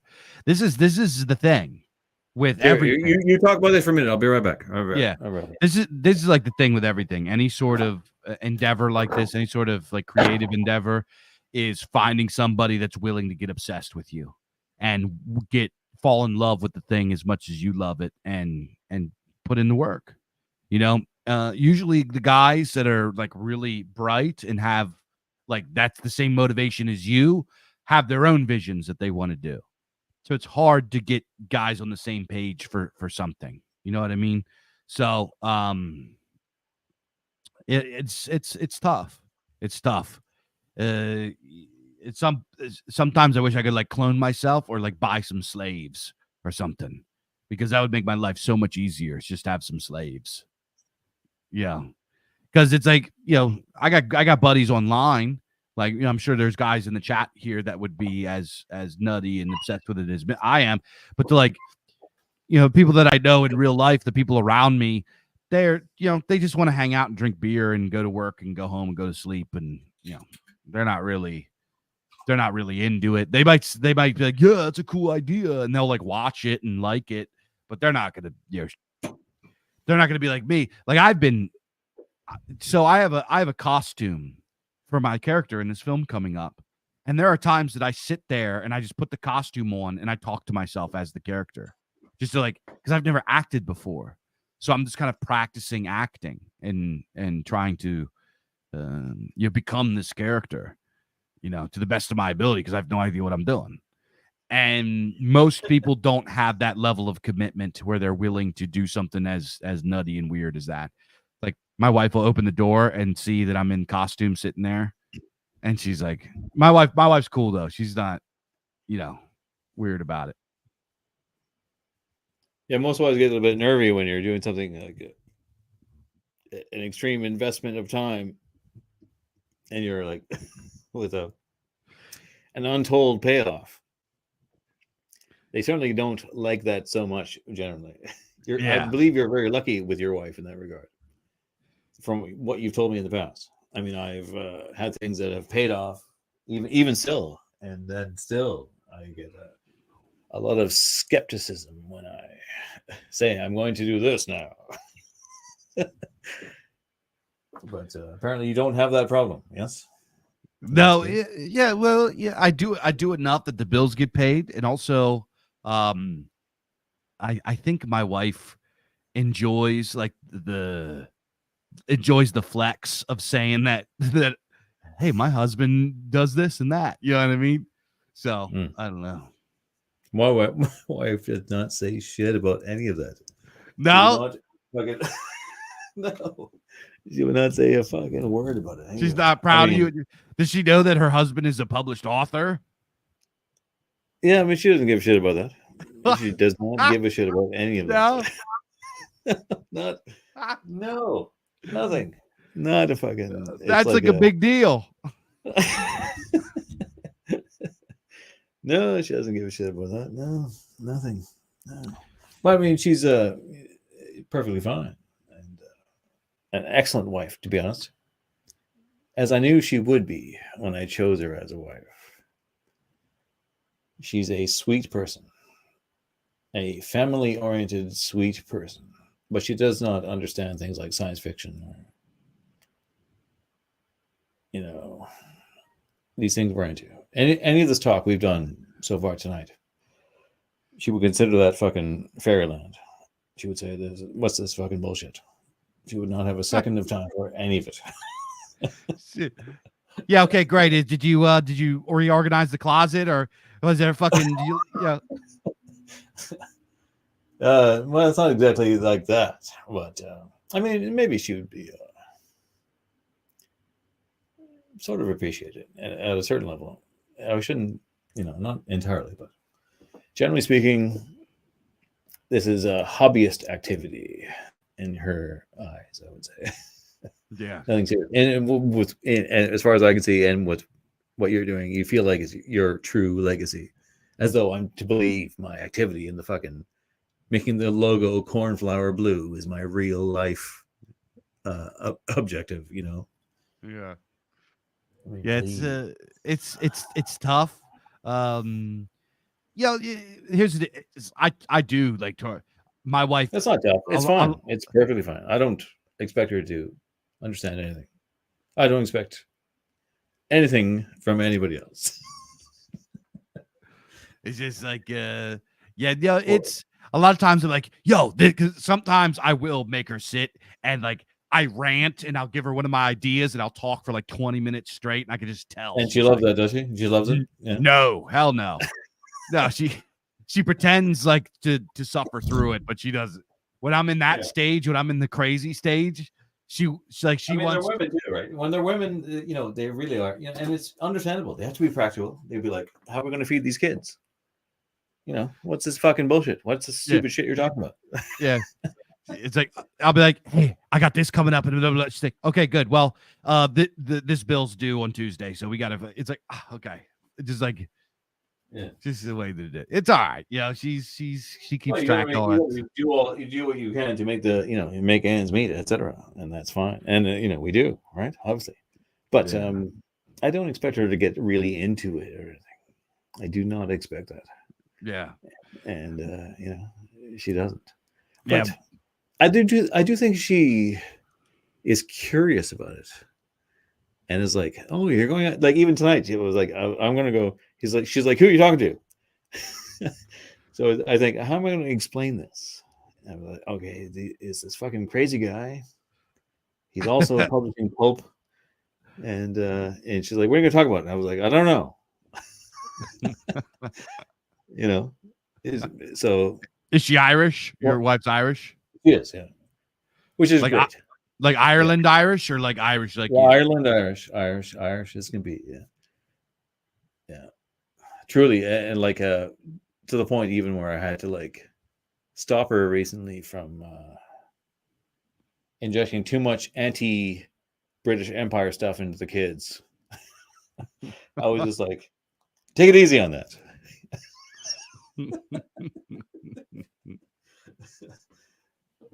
But yes, absolutely. Like kind of pagan Catholic Irish. You know why? Let me be honest for a moment, because I'm drunk and because I feel like it. Yeah. is that you know, I really chose her because she's sweet and family-minded woman, of an old school Catholic variety in that kind of pagan way. And to this day, she is a very pagan in a lot of ways, in that ways that remind me of my grandmother, my Irish grandmother, your like your Italian one, grandfather. And yes, those are the qualities that I wisely, I believe, found favorable in her. So that's all I'd say about that. That's good stuff. That's good stuff. Yeah. Yeah. I imported an Italian war bride from New Jersey. Fully Italian. She's Italian Irish. Ah, well, how about that? So you got a bit of the Mick in you too now, and your future generations at least. No, I get in the Mick. You get in the Mick. What are your kids? Your kids have how? So what is she, half and half or what?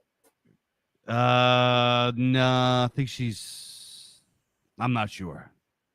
You don't even know. How can you not know this? I'm fucking know. You don't. I don't know. I don't have any. You're just too busy.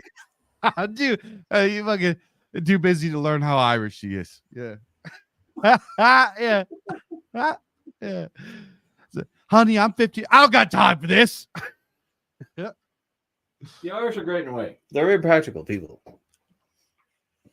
They're exactly the kind of people you would not expect to have any fucking time for science fiction or any of the shit we're talking about. Just like, what the fuck is this bullshit? You know? They're just I don't know. It's funny in a way. It's funny.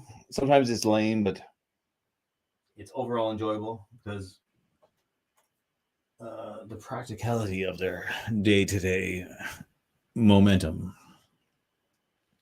It works on another level. I'm just glad, like, frankly, I'm glad I did not marry a North American woman. No offense to you or anybody else who did do that. But I am glad for it. Yo, guys, what's up with the super chats, guys? Send Brendo send him some tips, bub. Oh, fuck with it. I don't worry about that. We're too busy. We'll wrap it up pretty quick here. I mean, what are we talking about now? We're talking about nonsense. Absolute nonsense. Too busy for that free money. Well, what does it equate to? It was like a few. Yeah, you get a check from Google for like $9.50. Yeah, they rob you for fucking half it. Like, yeah, so much of it. That's what we got. Who's in the chat here? You got method acting. Yeah, I guess that's called method act. I don't know what method acting is really. Magic. That's when you assume the role to a extreme degree. Oh, really? I guess that's what I'm trying to do. Magic Shark Wizard says will be interesting to see here if Dave will make these fantastic accents in the film. What are we? I don't know what accents. Well, like I'm not making an accent now. Or is he talking about impression accents? I don't know. Who knows what he's talking about? Oh. Yeah. I will not be doing an accent in the film. I will be sounding it's set in Pennsylvania in the year 2035. So I will be sounding like a Pennsylvanian, like I do now. David is a proud Pennsylvanian. At the beginning of this podcast, he was cast in light from like God himself. He was shimmering in light, and it was like to the point that I was shocked. I was like, "What the fuck is going on?" Yeah, now he's in absolute darkness, like a troglodyte.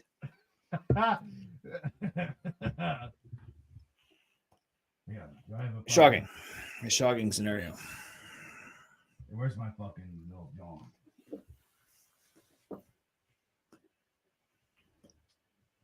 I'm gonna smoke the shit out of this pipe. I'll tell you that. There we go. Yeah, so you want to talk about art? Look at this. This is a painting sitting there casually around in this fucking dump. It looks a bit fucking homoerotic. There you go. Did you do that? Mm-hmm. That's awesome, actually. Damn, dude. You just is that oil paint? Mm-hmm. That I looks did good, this man. guy's book cover. I think he was in this chat earlier. Yale Brooks. He did a book. That's painting I did for him. There's a few other paintings here. Hold on. Let me see here. Oh, Magic Shark Wizard. Oh, so you're talking impressions, like New York or Boston or something like that. He's talking about impressions. I do a couple impressions.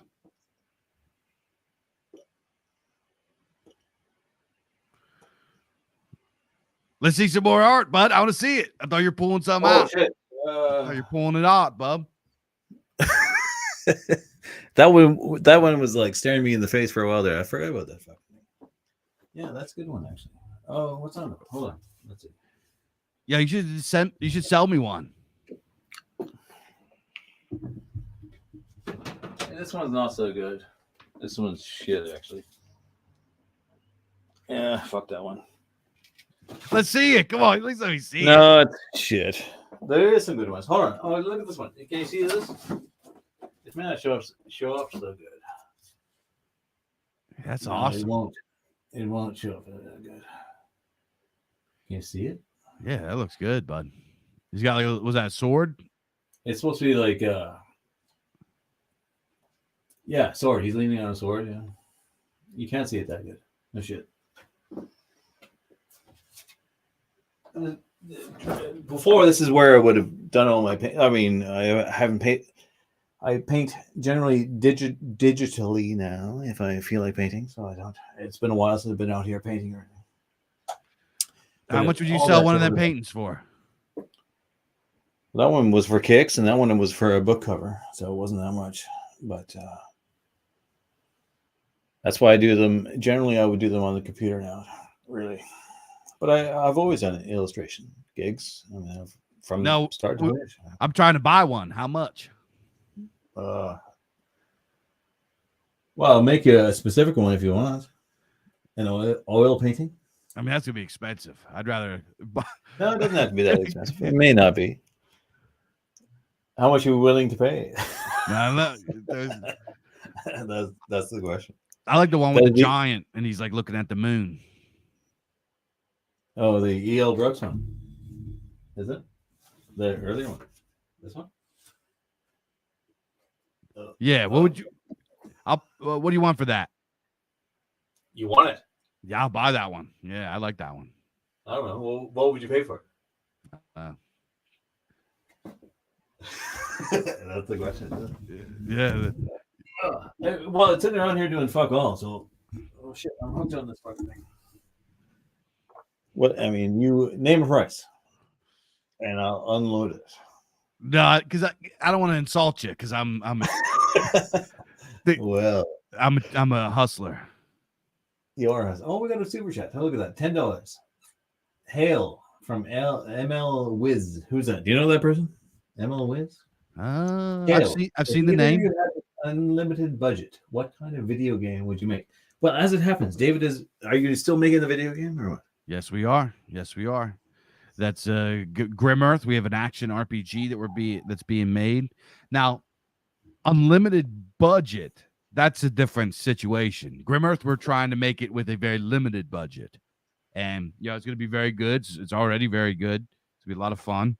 But if I had an unlimited budget, I would make a grand, epic, story-driven RPG in the vein of something like Final Fantasy VII.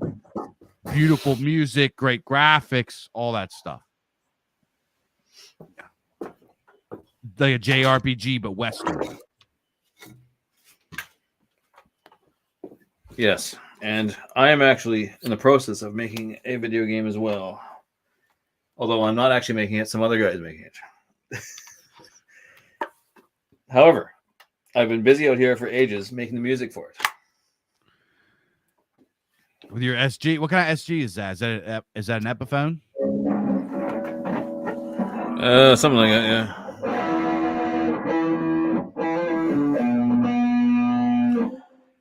I've been busy out here making fucking music for a video game. For this fucking guy that decided to make a video game based on Aegeon.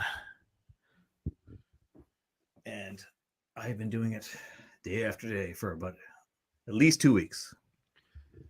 You have a guitar collection? I have guitars. I got a Korg right here.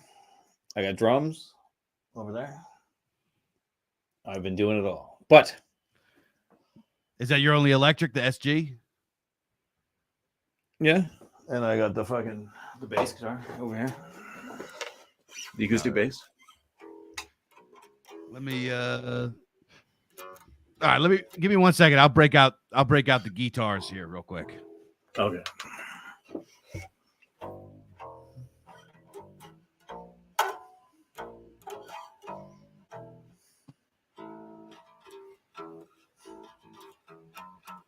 Hold on, where's my pick? Oh shit.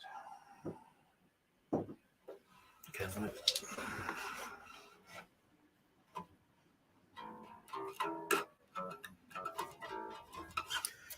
I'm a bit drunk. I do not want to play that right now. If I was not drunk, I would play it so masterfully. You would be beside yourselves with fucking amazement. You have to sit down. And I've recorded something today for the video game. The video game guy is driving me nuts because he's very picky about the music. All right, give me 1 second here. Okay.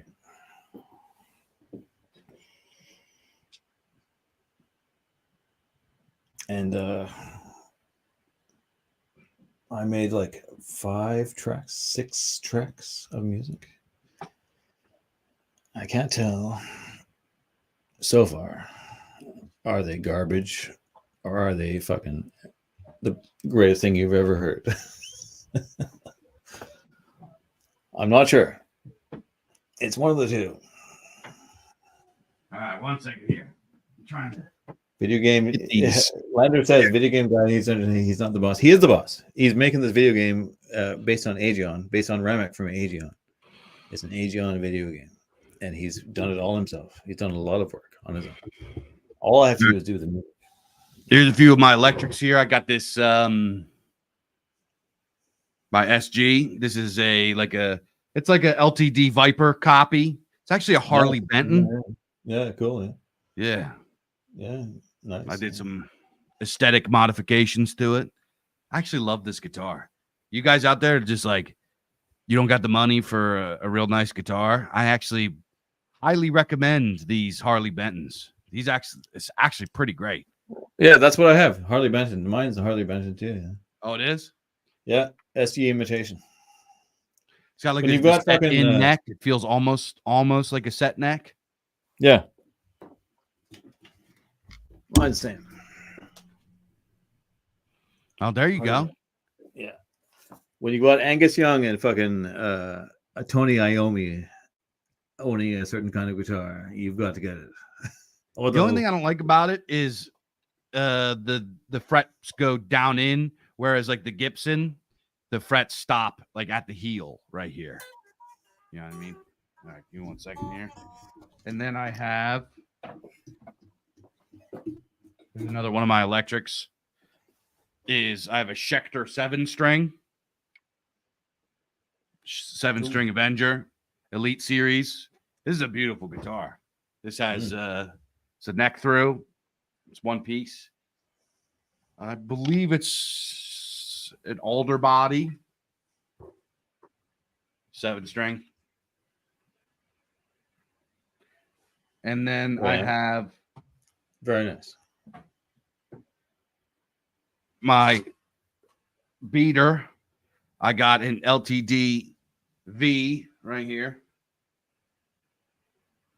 This is my beater. I put an EMG in it, and I couldn't get the volume or the tone to work. So this kind of works as like a fucked up kill switch where you put it in the middle, it turns off. Down is the back pickup, and then up makes some horrible sound. I've completely fucked it up. I had a Flying V when I was young, and I don't know where it is now. Actually, fucking my brother must have it. Actually, well, shit. The shit. Now we're talking bullshit. I'm actually a V guy. I played Vs for most of my life. Yeah, that's the one I learned on. Actually, was a V. You couldn't hold it on your lap. You had to like stand with it with a strap. It was a pain in the ass. No, put it between your legs, dude. Well, Like that, and hold it classical. See, no hands, holding it. plays a little lick. No. This is gonna be a horrible tune. It's not good at all. Well, shit. We've run the gamut of all this talk, and I better get inside because it's 1:20 in the morning for me. All right, let's wrap it up. Let's wrap it up. So, what's our conclusion? Our conclusion is AI is inevitable. America is screwed. Guitars are cool. Wives don't give a fuck about pulp publishing. That's right. And you're making a movie? Well, they give us sort of fuck. If it makes a bit of money, you can say, hey, I made a bit of money. They like that talk. Yep, otherwise, they don't give a shit. Don't make dollars, don't make sense. Yeah, meaningless. Yeah, your inspirational life's work is meaningless to them. As you know, it's not unfair. It's not unfair. It's just like a practical business. You've impregnated this woman, produce a child. You must, pay for the child without being a fucking fruitcake. And it's not their fault that they can't. Well, I won't say that. It's not that the genius of what you're doing is not extant or even paying off. It's more like it has to pay off in terms that they understand, which would mean, I don't know what, maybe being seen on the television or something. I'm not sure, because you can even like produce, it's doing well in this and that, and it still is kind of meaningless. It doesn't feel real to them unless it's part of the system in a way. But whatever. I'm digressing once more from an easy path to conclusion, which is that, David, you've come on and we are done. And that's it. That's it.